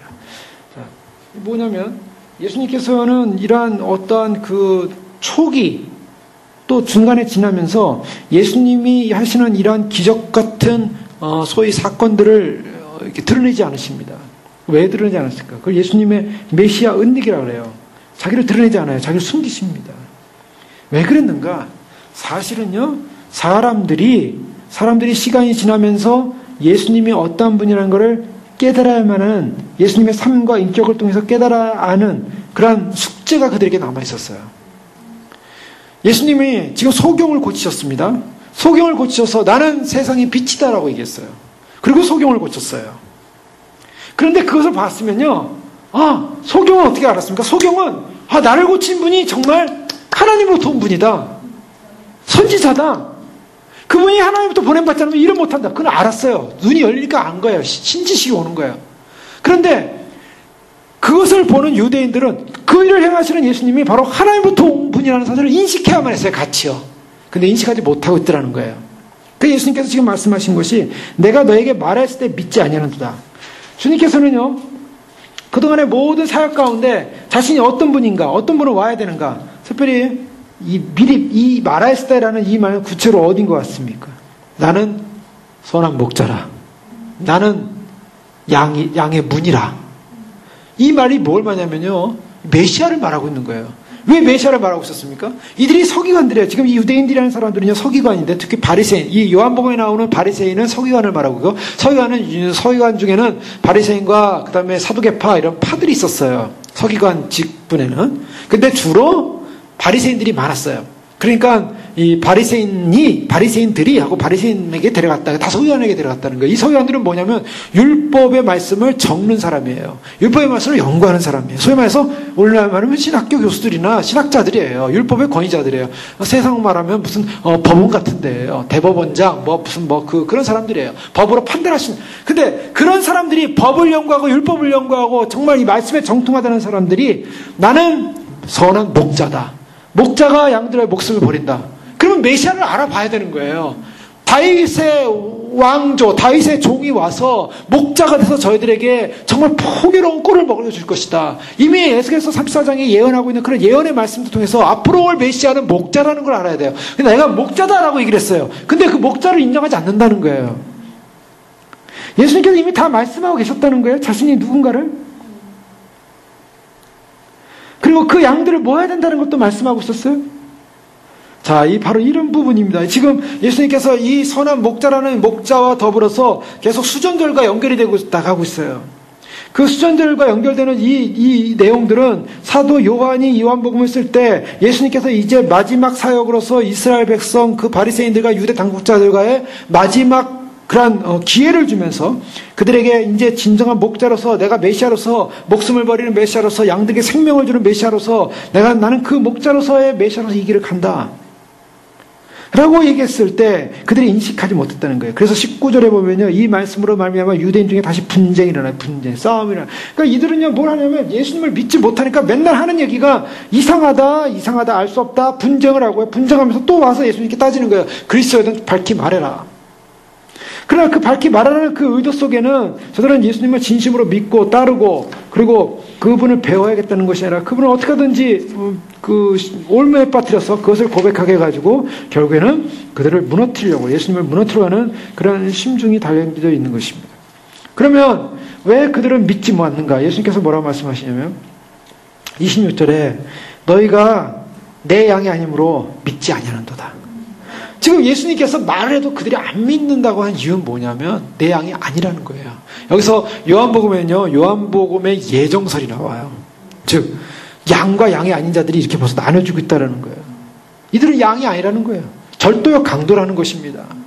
너희는 내 양이 아니기 때문에 믿지 않는다. 근데 이 양이 아닌 사람들의 특징이 뭐냐? 이 특징들이 나타나요. 양이 아닌 사람들은요 편견에 사로잡혀 있어요. 그래서요 자기가 충분히 하나님께서 알려주시고 이해하고 인식시키고 그래서 그것을 갖다가 이해할 수 있는 모든 상황을 줌에도 불구하고 그것을 인정하지 않는 거예요. 자기 편견에 사로잡혔기 때문에. 나면서부터 소경된 사람은요 편견이 없었어요. 그냥 그리스도에 대한 이야기를 들었는지 모르죠. 그러나 그리스도라는 그분이 가서 실로암 못에 가서 진흙에 침을 가지고 진흙을 자기 눈에 바른 그것을 가지고 씻으라 라고 했을 때 가서 씻는 거예요. 씻고 눈이 열렸어요. 열려서 빛을 보게 된 거예요. 예수님을 인정하고 믿고 따르면 이 양인 거예요, 그게. 그런데 오늘날도요, 마찬가지죠. 오늘날도 스쳐가는, 지나가는, 바람에도, 구름에도, 날씨에도, 세계 현상들, 자연 현상들, 정치, 경제 현상들, 지금 나타나는 모든 현상들을 보십시오. 예수님께서 마지막 때 가면 이런 일이 일어날 것이다, 이런 일이 일어날 것이다. 첫째, 기근과 지진과 전쟁의 소문과 이것이 다 일어날 것이다. 주님 오시기 직전에 일어날 것이다. 그러나 아직 환난은 아니다. 재난의 시작일 뿐이다. 그러나 인자가 곧 올 것이니 깨어 기도하라. 깨어 준비하라. 주님이 다 말씀하셨거든요. 성경 말씀대로 지금 모든 상황이 오고 있어요. 요한계시록에 나오는 모든 상황들. 앞으로 사람의 이마나 오른손에 짐승의 표를 넣어가지고 그것으로 매매를 하게 할 것이고, 그거 없이는 매매를 못할 것이고, 그것은 바로 사단의 순대, 사람의 순대 666이라. 뭐 사람들 지금 그 모든 내용들이, 성경에 나온 내용들을 이거 살펴만 봐도 지금 나타난 모든 현상들 주님이 다 보여주고 있어요. 그런데요, 사람들이 믿지 않는 거예요. 믿지 않는 이유는 뭐예요? 편견에 사로잡혔기 때문에. 아니라고 생각하는 거예요. 또한 그들은 무신론을 굉장히 고집합니다. 안 믿기로 가지고 결정을 했어요. 고집을 해요. 믿고 싶은 마음이 없어요. 그냥 늘 의심만 하는 거예요. 자꾸 그렇더라. 안 믿고 싶고 살고 싶은데 자꾸 주변에서 그렇다니까 이거 참 기분이 찜찜한 거죠. 그러니까 자꾸 의심을 하고 물어보는 거예요. 맞냐. 옛날에 틀렸는데 오늘도 틀린데 앞으로도 틀리지 않을까? 무신론에 사로잡힌 사람은 더 이상 믿지를 않아요. 아무리 얘기해도 믿지 않고, 그 다음 얘기해도 믿지 않고, 아무리 환상과 여러 상황과 조건과 그런 모든 것들을 이해시키려고 해도요, 안 믿는다는 거예요. 그럼 왜 그런가? 영적인 교만함이 있기 때문이에요. 자, 주님을 왜 안 믿는가? 그 당시에 주님을 왜 안 믿는가? 교만했기 때문이에요, 사실은. 자신들의 율법을 더 많이 한다, 자신들이 무엇을 더 많이 한다, 순종하려고 하지 않고, 권위를 인정하려고 하지 않고, 그래서 결국 뭡니까? 그들이 하는 태도는요, 24절 다시 보십시오. 이러한 사람들의 특징 중에 가장 결정적인 특징은 원망이라는 거예요. 자, 당신이 언제까지 우리의 마음을 의욕하게 하랍니까? 누가요? 당신이. 당신이 뭐예요? 우리의 마음을 혼란하게 하는 원인자라는 거예요. 예수님이 뭐라고 하세요? 난 다 얘기했다. 이렇게 말해요. 너희가 안 믿을 뿐이다. 근데 이 사람들은 뭐예요? 당신이 문제라는 거예요, 당신이. 당신이 왜 얘기 안 해? 당신이 왜 그런 식으로 해? 당신은 왜 그렇게? 아니, 얘기를 다 했잖아요. 얘기를 다 했으면 그걸 믿고 받아들이면 되는데, 그거를 갖다 원인자를 예수 그리스도에게 돌리는 거예요. 불신앙은 뭐냐입니까? 불신앙이라는 것은요, 모든 핑계와 원망을 하나님께 돌린다는 거예요. 인간에게 있어서 가장 사악하면요, 인간이 믿지 않으면서, 믿지 않는 인간이 자기가 믿지 않은 이유를 하나님께로 돌린다는 거예요. 그게 불신앙자의 특징입니다. 불신앙자의 특징은요, 하나님이 말씀을 통해서 알려주셨어요. 말씀을 통해서 이해시켜 주셨어요. 그럼 말씀을 통해 믿으면 되는 거예요. 믿으면. 그런데 자기가 안 믿어요. 안 믿으니까 어떻게 하냐면 나를 안 믿게 한 원인이 누구냐? 하나님이라는 거예요. 하나님이 나를 못 믿겠다는 거예요. 대부분 사람들이 다 그래요. 하나님이 뭔가 믿을 만하게 한 거를 줘야 되는 거 아닙니까? 예? 뭔가 믿을 수 있는 확신을 줘야 되는 거 아닙니까? 확답을 줘야 내게 뭐 와가지고 환상을 한번 보여주는가, 음성을 한번 들려주는가, 나도 한번 뭐 천국 한번 데려갔다 오든가, 뭐 이런 거 한번 해줘야지 내가 확실히 믿지. 하나님이 나한테 그렇게 한 번도 얘기해 주지도 않으면서, 남들은 그랬다는데, 남들은 믿는다는데, 나한테는 안 보여주고, 나한테는 안 믿어주니까, 나는 못 믿겠다. 왜? 하나님이 안 보여주니까. 예수님 오신다는 소식도 마찬가지예요. 예수님 오신다는 소식도 주님이 다 알려주시고, 보여주시고, 이 모든 상황들을 다 말씀을 통해서 알려주시면, 그냥, 때가 됐구나. 이 말씀을 통해 보겠다. 그래, 내가 주님을 맞이해야지, 준비해야지. 이렇게 마음을 먹으면 얼마나 아름다워요. 그 사람이 양이에요, 양. 근데 끝까지 안 먹으려고 마음 먹으니까, 왜 하나님이 살아계시면 나한테 말씀 안 하죠? 왜 하나님 살아계시면 왜 나한테 얘기 안 해? 내가 이거 주님 오신 거 어떻게 믿냐? 나한테 주님이 말씀 안 하시는데. 자, 이 모습을 보고 어떤 느낌이 있습니까? 참 신앙이 좋으시군요. 참 고상하십니다. 참 훌륭하시면, 얼마나 훌륭하시면 하나님이 당신에게 꼭 말씀해 주셔야 되나요?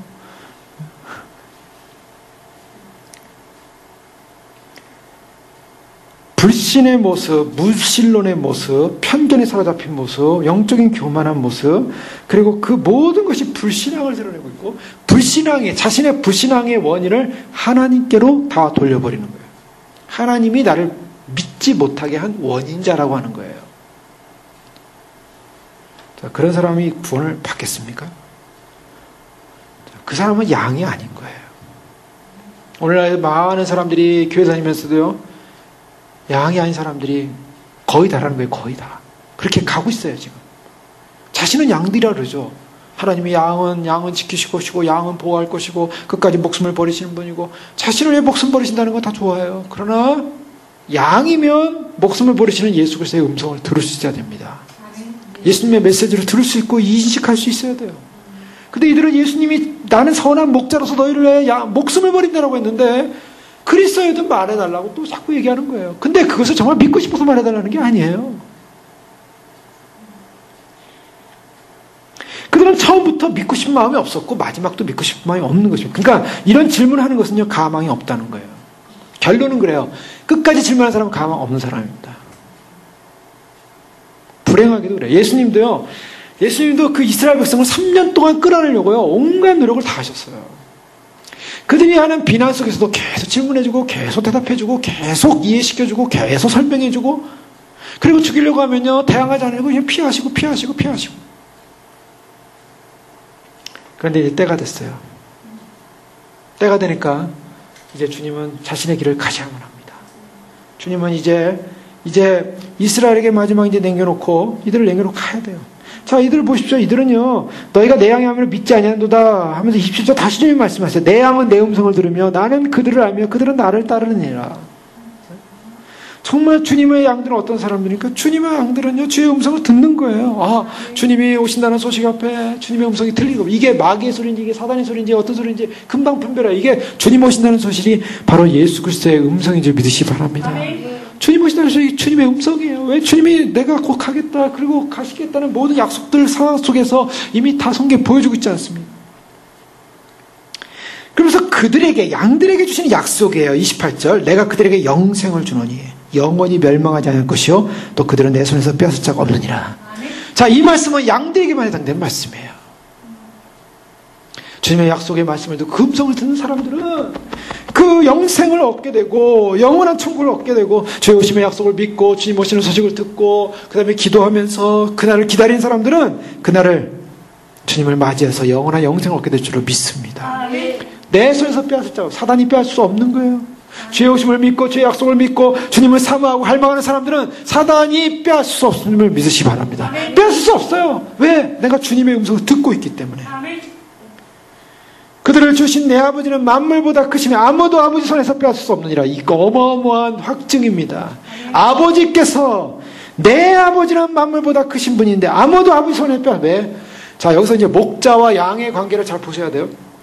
사실은요, 나는 선한 목자라 했을 때 우리가 보통 생각하기는 목자와 이 양, 이 둘 관계를 생각해요. 사실은 성경에 의하면 예수님께서는 하나님께서 어떻게 말하냐면, 에스겔서 34장에 보면 계속적으로 반복해서 나오는 말이 뭐냐면, 주 여호와의 말씀의 8절에 내가 나의 삶을 두고 맹세하는 내 양떼가 노략거리가 되고. 자, 누가 말씀하십니까? 여호와가 말씀하세요. 하나님이에요. 하나님 아버지가 내 양떼, 또 내 양을 찾지 아니하고 내 양떼를 먹이지 아니하고 그러므로 너희 목자들아 여호와의 말씀을 들을지어다. 자, 여기서 이제 등장인물이 셋으로 나오는 거예요. 나 여호와, 내 양, 목자입니다. 그럼 우리가 여기서 볼 때, 이 요한복음 10장으로 와서 볼 때, 나는 선한 목자라 말씀하셨죠? 그리고 양들은 내 음성을 듣는다 라고 말씀하셨어요. 근데 여기서는 누가 빠진 것 같습니까? 아버지 하나님과의 관계가 빠졌어요. 자, 여기서 중요한 건 뭐냐면 목자의 위치라는 겁니다. 목자의 위치는요, 목자의 위치는 사실은 그 양들을 돌보는데 양들이 자기의 양이 아니라 누구의 양입니까? 아버지의 양이에요. 그럼 뭐냐면 이 목자는 주인이 있다는 것입니다. 주인에게 위탁받은 사람이에요.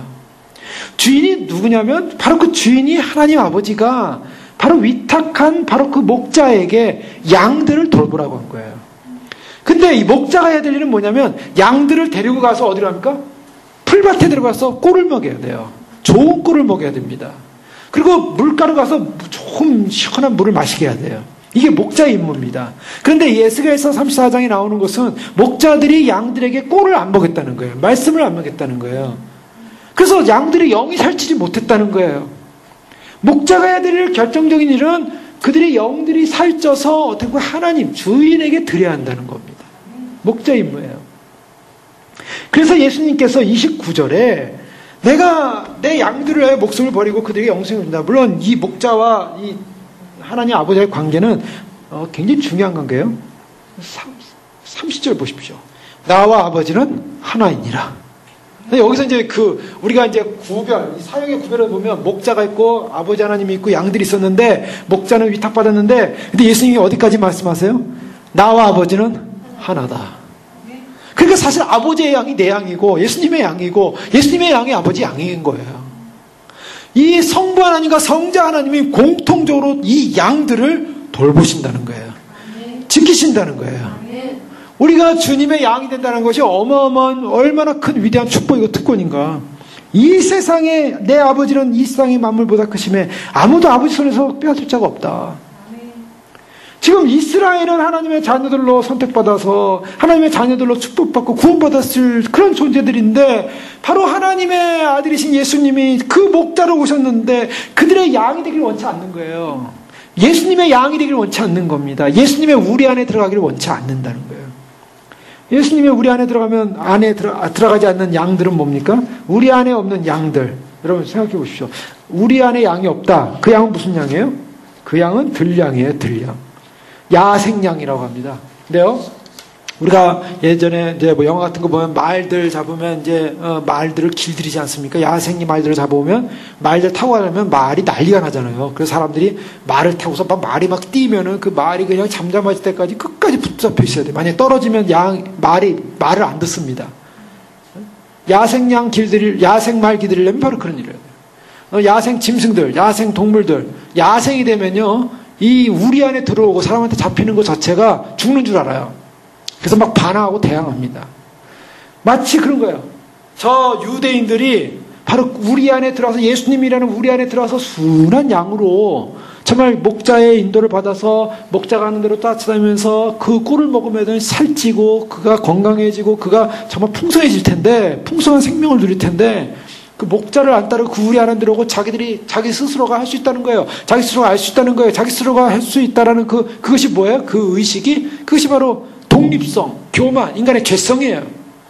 그 독립성과 인간의 교만과 죄성이 우리 안에 들어오길 원치 않는 거예요. 그러니까 예수님을 믿지 않는다라는 이 표현은요, 그 우리 안에 들어오지 않겠다라는 것이고, 자기는 야생양으로 선택해. 양은 야생양이 사자가 돼가지고 뛰어다니다가 표범이 돼가지고 뛰어다니는 거 아니에요. 야생양은 그렇게 돌아다니다가 잡아먹혀요. 다 죽어요. 늑대 잡아먹고 이리에 잡아먹히고 자기가 아무리 야생적으로 야생 기질을 키워놔도 소용없습니다. 그건 다 잡아먹혀 죽게 돼 있어요. 결국 뭐냐면 예수님의 우리 안에 들어오지 못하면 전부 다 죽는다는 거예요. 죽음을 면할 길이 없는 인생에도 불구하고 그래서 예수님의 우리 안에 들어오기를 원치 않았다는 거예요. 믿지 않았다는 거예요. 주님의 음성을 듣지 않았다는 것입니다. 그리고 뭐합니까? 31절에 다시 돌을 들어 치려 하구나. 예수님을 돌을 들어 치렸다는 거예요. 자, 그리스도면 말하라. 이래 놓고요. 너희는 믿지 않는다. 내가 말했는데 믿지 않는다. 알지 못한다. 그러면서 예수님이 계속 말씀하시건 너희가 왜 나를 치하느냐.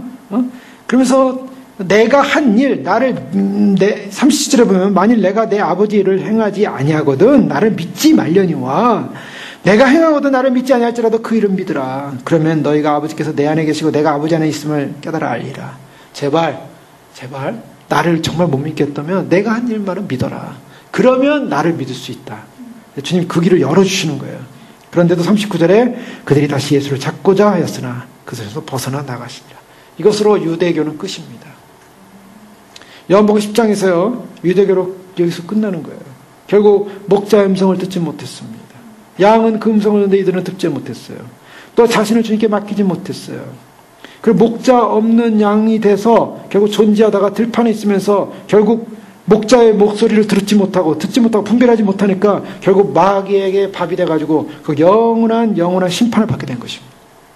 양 도둑들은요, 목소리가 아주 좋다고 합니다. 그래서 저음의 베이스를 가지고, 음을 가지고 쫙 양들을 부른대요. 아, 저게 우리 목자인가 보다 하고 쫓아가면요, 그날로 가서 이제 도살돼서 죽는다는 거죠. 요한일서 4장 5절에서 6절에 보면 너희는 세상에 속한 거로 세상에 속한 말을 하매 세상이 저희 말을 듣느니라. 우리는 하나님께 속하였으니 하나님을 아는 자는 우리의 말을 듣고 하나님께 속하지 아니하는 자는 우리의 말을 듣지 아니하나니 진리의 영과 미영을 영을 이로써 아느니라. 세상에 속한 사람은, 즉 주님께 속하지 않은 사람은 세상의 음성을 듣는 거예요.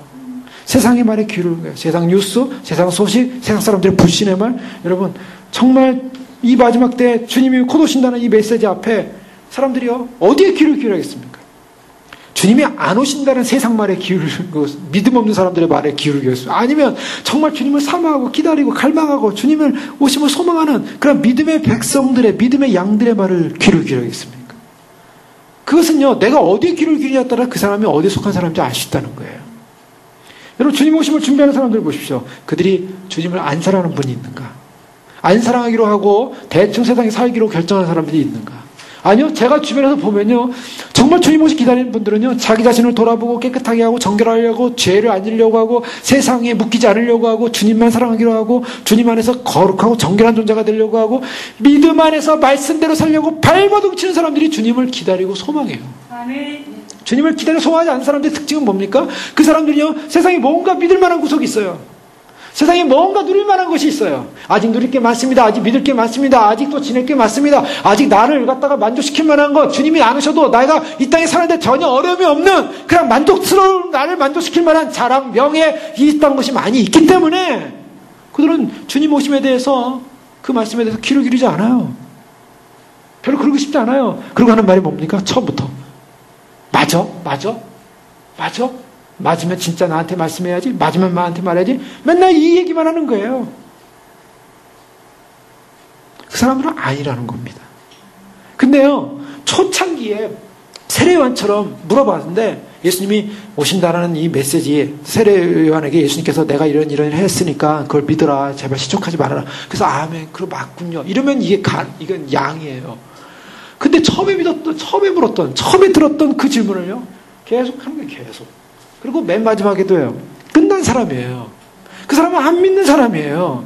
믿지 않았기 때문에 그 질문만 나오는 거예요. 그러고서 뭐합니까? 원망해요. 누굴 원망해요? 당신이 나한테 안 알려줘서 내가 못 믿겠다. 알려줬어요. 다 알려줬어요. 다 알려줬는데 안 믿는 걸 어떻게 해요? 그 예수님도요, 지금 다 알려주고 너희가 다 말을 했는데 너희가 믿지 않는다. 그럼 왜 믿지 않냐? 너희는 양이 아니라는 거예요. 이게 무슨 말씀입니다. 여러분, 우리가 주님을 양으로서 믿고 따를 때 그것은 뭐냐면 음성을 듣는 거예요. 27절에 내 양은 내 음성을 듣는다. 음성이 뭡니까? 주님의 말씀이에요. 주의 말씀을 듣는 사람이 양이에요. 그러니까 이 말씀은요, 우리에게 들어도 대충 듣고 대충 안 듣고 이게 아닙니다. 이 말씀은 우리가 올인 해야 됩니다. 올인. 네? 올인. 모든 것을 걸어야 되는 거예요. 주님의 말씀에 우리의 생명을 걸어야 됩니다. 우리의 인생을 걸어야 됩니다. 여러분, 주님 오신다는 거, 이 메시지도요, 우리의 인생을 거는 거예요. 이것은. 왜요? 예수님 그분이 우리의 모든 전존재가 되기 때문이에요. 여러분, 수영 배우는 사람이 수영 배우고 싶어요. 근데 수영 배우고 싶은데 이게 이 물에 들어가면 이 겁이 나거든요. 이게 도저히 수영 물에 뜰 것 같지가 않아요. 그래서 수영 처음 배우는 사람 얼마나 물을 두려워하는 사람들은 얼마나 고생합니까? 그냥 누가 잡아주고 손을 놓으면 그냥 죽는 줄 알잖아요. 난리치잖아요. 그래가지고 그냥 물에 들어가면 막 물에 나오려고 하고 막 옆에 붙잡고 막 난리치죠. 근데요, 수영을 배우려면 그냥 가서 자기 몸을 물에 탁 맡겨야 돼요. 그리고 힘을 다 빼야 돼요. 그러면 이제 물에 뜨기 시작하는 거예요. 그때부터 이렇게 저으면서 이제 수영을 배우기 시작하는데요. 한 다리는 땅을 밟고 한 다리는 물속에 집어넣고, 그리고 아무리 수영을 배우려고 해도요, 도대체 수영을 배울 수가 없습니다. 그것은. 유대인들이 하나님을 믿었지만, 열심히 율법을 공부했지만, 열심히 신앙생활 했습니다. 열심히 교회 다녔습니다. 열심히 봉사했습니다. 그러나 한쪽 발은 땅을 짚고 한쪽 발은 뭐 믿음이라는 그런 믿음의 길을 한번 걸어보려고 하고 거기서 아무리 양쪽 다리를 양쪽을 걸고서 이렇게 한쪽이 여기 주님 오신다니까 이쪽에 다리 걸고 있다가 한쪽에 세상 걸고 있다가 이렇게 했다가 주님 오시면 나는 이 주님 오시는 쪽으로 다리를 이렇게 옮겨야지. 이거 하는 사람들은 절대로 주님 오실 때 들림받지 못합니다. 이게 바로 주님 말씀하신 거예요. 그러니까 말씀에 올인하라는 것은요, 우리가 말씀 안에 들어가면 마치 죽을 것 같아요. 사람들이요. 보통 그래요. 말씀대로 살면 죽을 것 같아요. 말씀대로 믿음으로 살아, 세상을 포기해라. 그 다음에 뭡니까? 정말 자기를 부인해라. 주님만 사랑해라. 주님만 바라보라. 믿음으로 가라. 그럼 우리는 어떤 마음을 가냐면요. 이 말씀대로 가면 이게 정말 될까? 근데 어떻습니까? 성경은 뭐라고 말씀하세요? 주의 음성을 듣고 그들은 나를 따르느니라.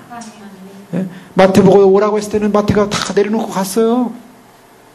삭개야 내려와라. 내가 내 집에 삭개가 그냥만 내려옵니다. 주님의 우리 안에 있는 사람들의 속성은 뭐냐면요. 자신들 안에 야성이 있어요. 우리 안에 들어가지 않은 야성. 그래서 자기의 의지대로 살고 싶은 게 인간의 마음속에 담겨져 있는 어떤 죄성이에요.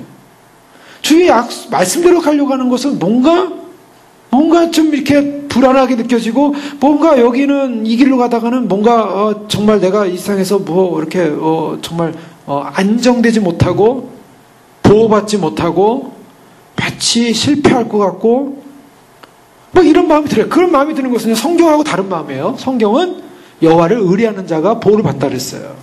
여호와의 말씀을 따르는 자가 누운다 그랬어요. 여호와의 말씀을 따르는 자가 주님의 온전한 보호를 받지, 주님의 말씀이 아니라 자기의 야성, 우리 밖을 나와가지고 자기의 야성대로 살아가는 양들은요, 죽는다는 거예요.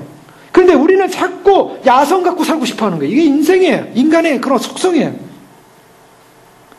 그러니까 이 세상에서 똑똑하다고 생각하는 사람들, 그러면서 자신의 운명을 자기가 개척할 수 있다고 생각하는 사람들, 근데 사실 그 야성인데 그 야성 가지고 살면 죽는다는 거예요. 그러니 선택해야 되는 거예요. 우리의 인생은 주님, 내가 양으로서 주의 음성만을 듣겠습니다. 주의 음성만이 나의 살린 것이고 그 말씀 믿고 갑니다. 결코 주님이 우리를 외면하지 않으실 것입니다. 주님이 외면하지 않으세요. 결코 세상은 외면할 수 있어요. 세상은 그렇게 환영하지 않을 수 있어요. 눈뜨 속여 보세요. 세상이 환영했나? 그 절도의 강도인 거짓 지도자들이 내쫓았지만 예수님이 오셔서 내가 인자를 믿느냐? 이게 벌써 내가 믿습니다. 아버지 손에서 빼앗을 자가 없느니라. 우리가 주님의 자녀로서 진정한 절대 안전 보장은 주님 안에 말씀 안에 있는 줄 믿습니다. 여러분 이거 붙잡으셔야 됩니다. 고린도서 3장 3절에 보면 이는 너희가 죽었고 너희 생명이 그리스도와 함께 하나님 안에 감추었습니다. 우리 생명이신 그리스도께서 나타나실 그때 너희도 그와 함께 영광 중에 나타나리라. 너희가 죽었습니다. 너희 생명이 그리스도와 함께 하나님 안에 감춰졌습니다. 우리가 정말 말씀대로 사는 것, 우리의 야성을 다 버려버리고 오직 주의 말씀대로 살겠습니다. 주의 음성대로 살겠습니다. 주님의 우리 안에 들어오겠습니다. 말씀에 우리 안에 들겠습니다.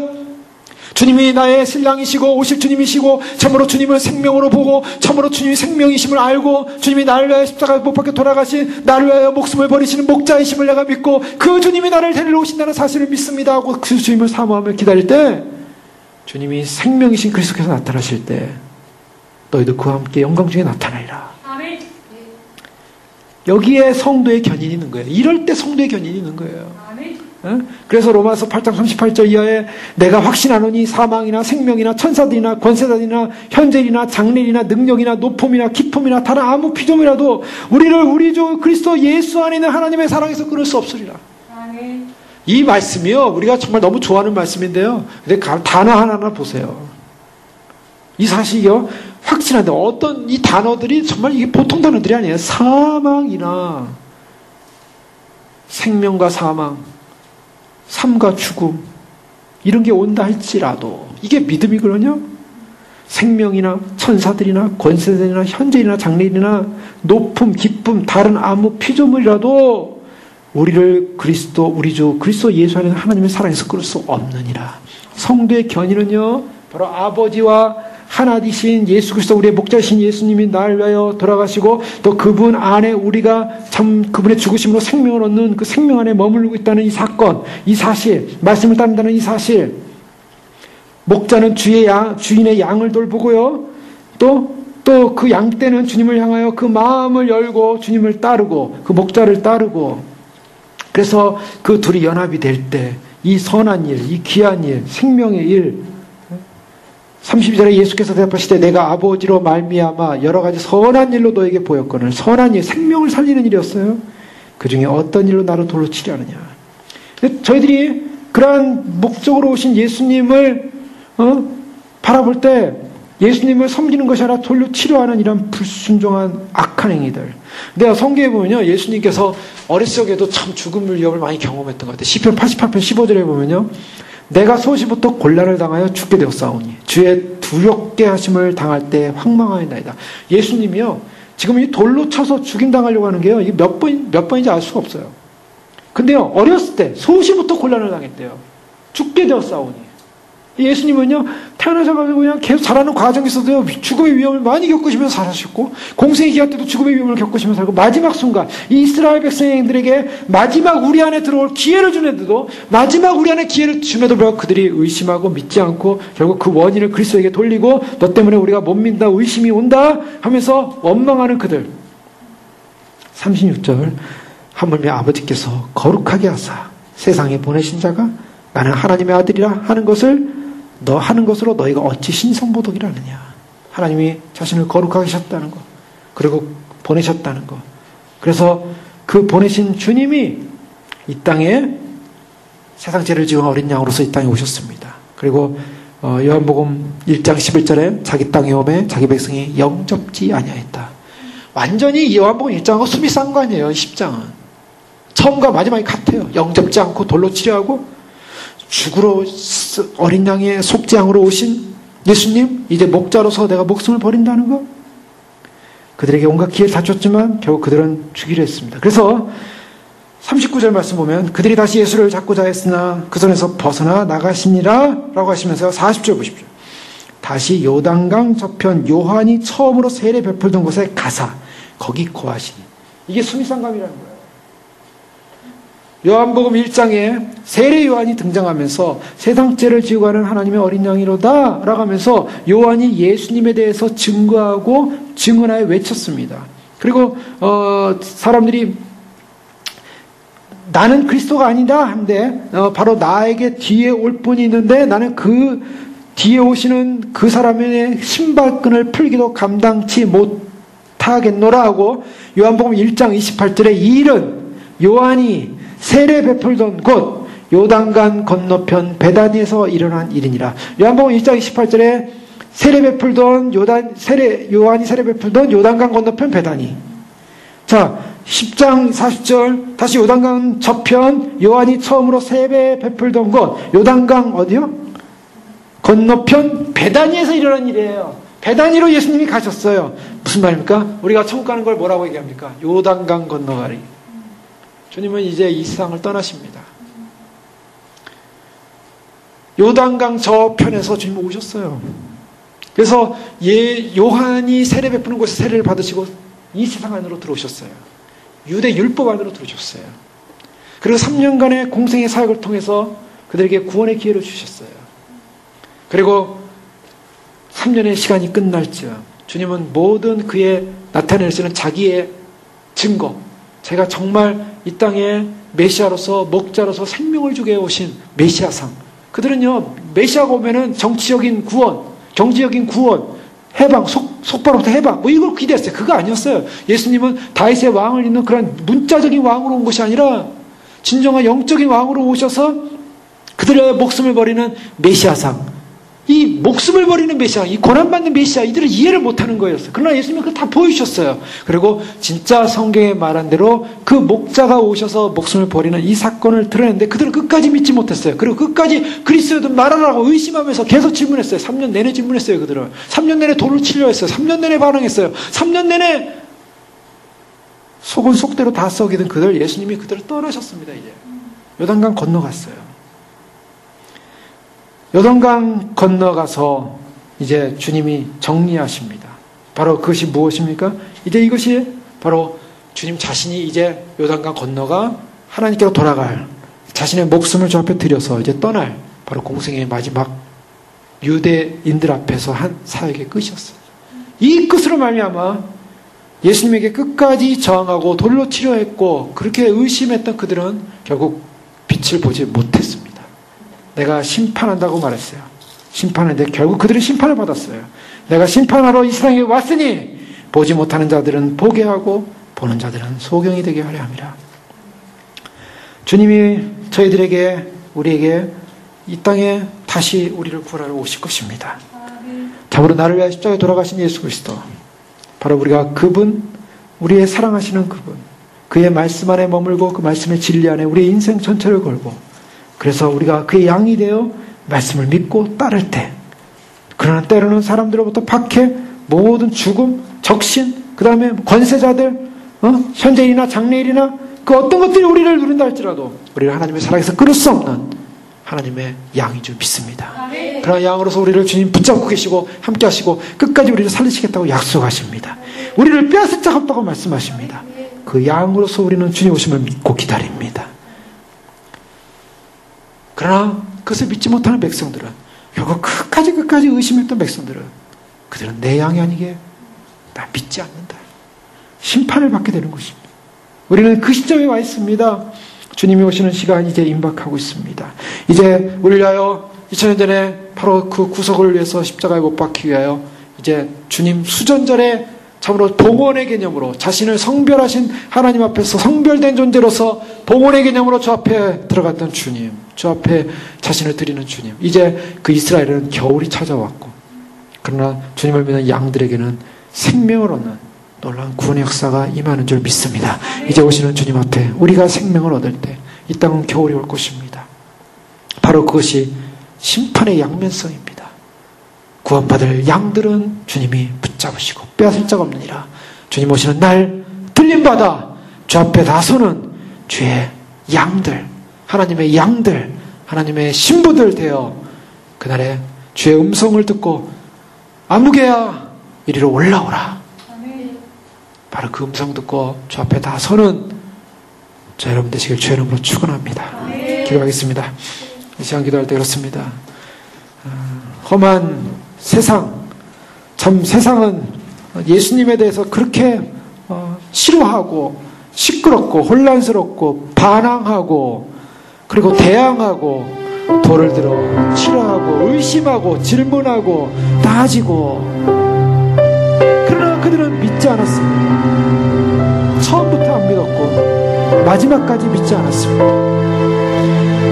그들에게 빛이 비춰졌고 그들에게 생명이 비춰졌고 그들에게 말씀이 비춰졌고 그들에게 예수님에 향한 모든 선한 일이 있었음에도 불구하고 그들은 본질부터 믿지 않았기에 끝까지 믿지 않았습니다. 그러나 세례요한처럼 때로는 갈등이 있었고 때로는 혼란이 있었고, 그래서 주님 앞에 나아가서 주님 제대로 알고 있습니다, 믿고 있습니다 라고 고백할 때 주님이 분명히 그 말씀을 통하여 그 행위를 통하여 주님이 하신 이 메시아 상을 통하여 알려주셨을 때 아멘, 주 예수님 믿습니다. 오실 주님 믿습니다. 주의 약속대로 오시는 주님을 찬양합니다. 마지막 시간까지 양되어 주님 오시는 날 아버지의 품 안에 주님과 함께 목자이신 예수님과 함께 영원히 실만한 물가로 영원히 고통과 눈물과 아픔 없는 주님이 예비하신 풍성한 식탁이 있는 혼인잔치의 자리로 들어가게 될 줄로 믿습니다. 그 소망을 가지고 달려왔습니다. 주여, 우리가 주의 말씀 앞에 올인합니다. 주의 말씀은 100% 맞습니다. 주님의 양들은 주의 말씀을 듣는다고 했습니다. 주의 말씀 듣고 나아갑니다. 결코 놓치지 않을 것입니다. 빼앗기지 않을 것입니다.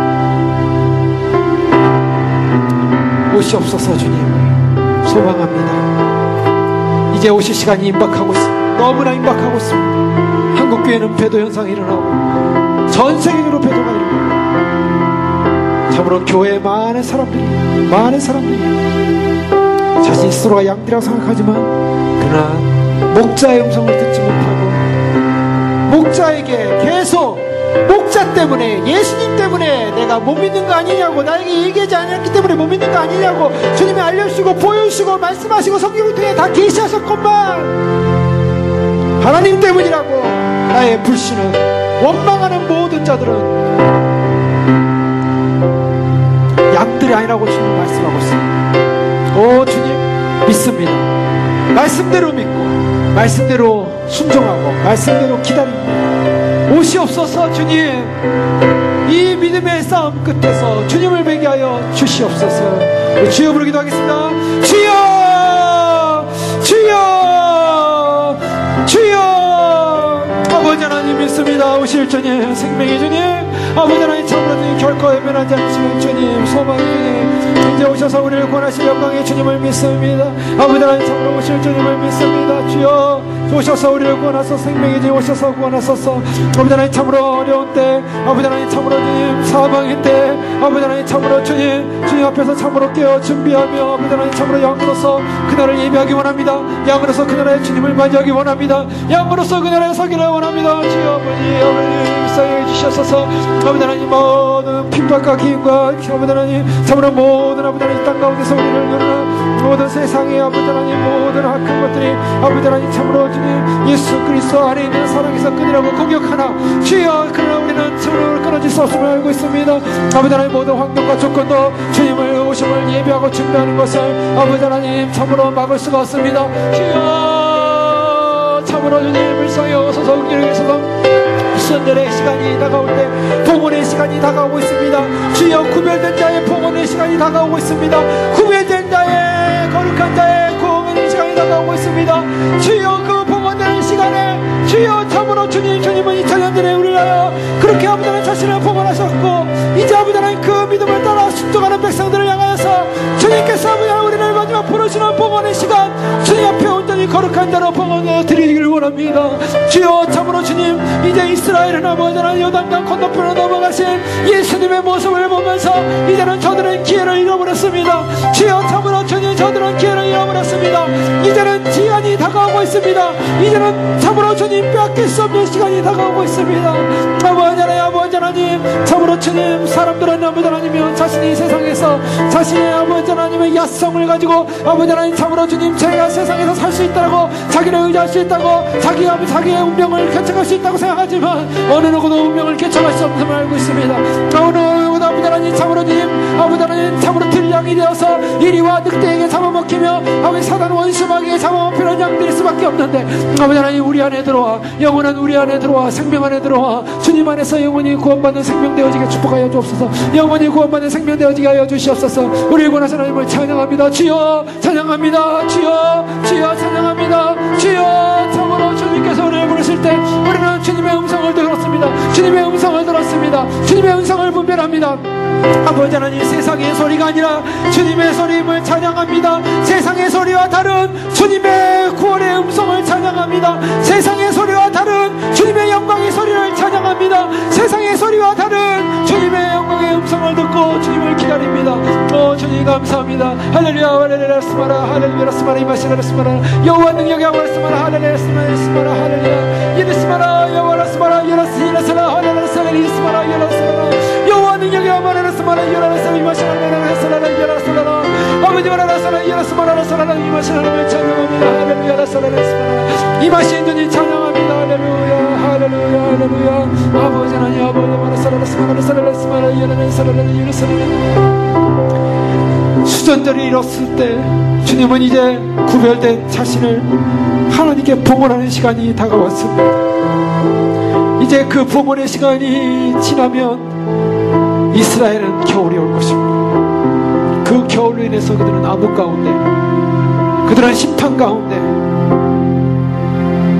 목자이시고 참 생명을 주시기 위하여 메시아로 오신 선한 목자이신 주님이 자신의 목숨을 버리면서 자신의 목숨을 스스로 주시면서 양들에게 생명을 주시기로 결정하신 그 시간 아버지 하나님 그 생명의 주님을 보고 듣고 그 역사를 보았음에도 불구하고 그들은 끝까지 믿지 않고 끝까지 의심하고 끝까지 질문하고 바로 이것이 우리가 믿지 못하면 당신 때문이라고 하면서 주님을 원망하는 불신과 편견과 참으로 그들의 무지함과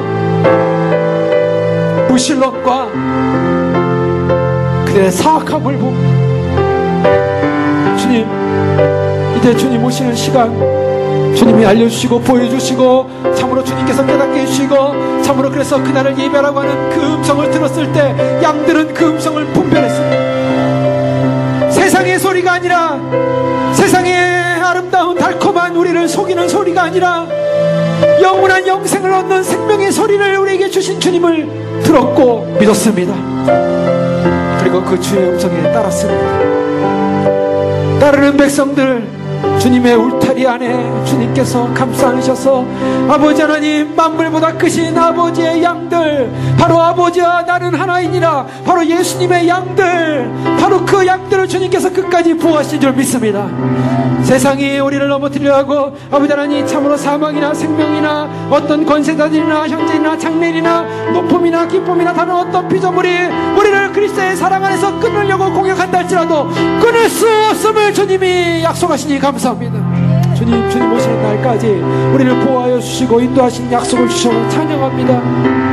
그러나 그 보호를 받지 못하는 그 은혜 안에 들어오기를 거절하는 그래서 자기 운명을 자기가 개척하려고 하고 자기는 스스로 양이라고 생각하면서 주의 음성을 받지 않고 주의 음성을 믿지 않고 주의 음성을 거절한 채 주님께서 나에게 말씀하지 않았기 때문에 내가 주의 오심을 믿지 못하겠느라고 얘기하는 사악한 악한 양들 의심한 자들은 마지막까지 의심하고 그 마지막까지 의심한 자들은 결국은 늑대와 이리와 우리 밖에서 방황하는 들량이 되어서 참으로 사단의 원수마귀에 잡혀서 영원한 지옥불에 떨어지지 않도록 주여 마지막 기회 주님이 요단강을 건너가시기 전에 주님께 돌아오게 하여 주시옵소서.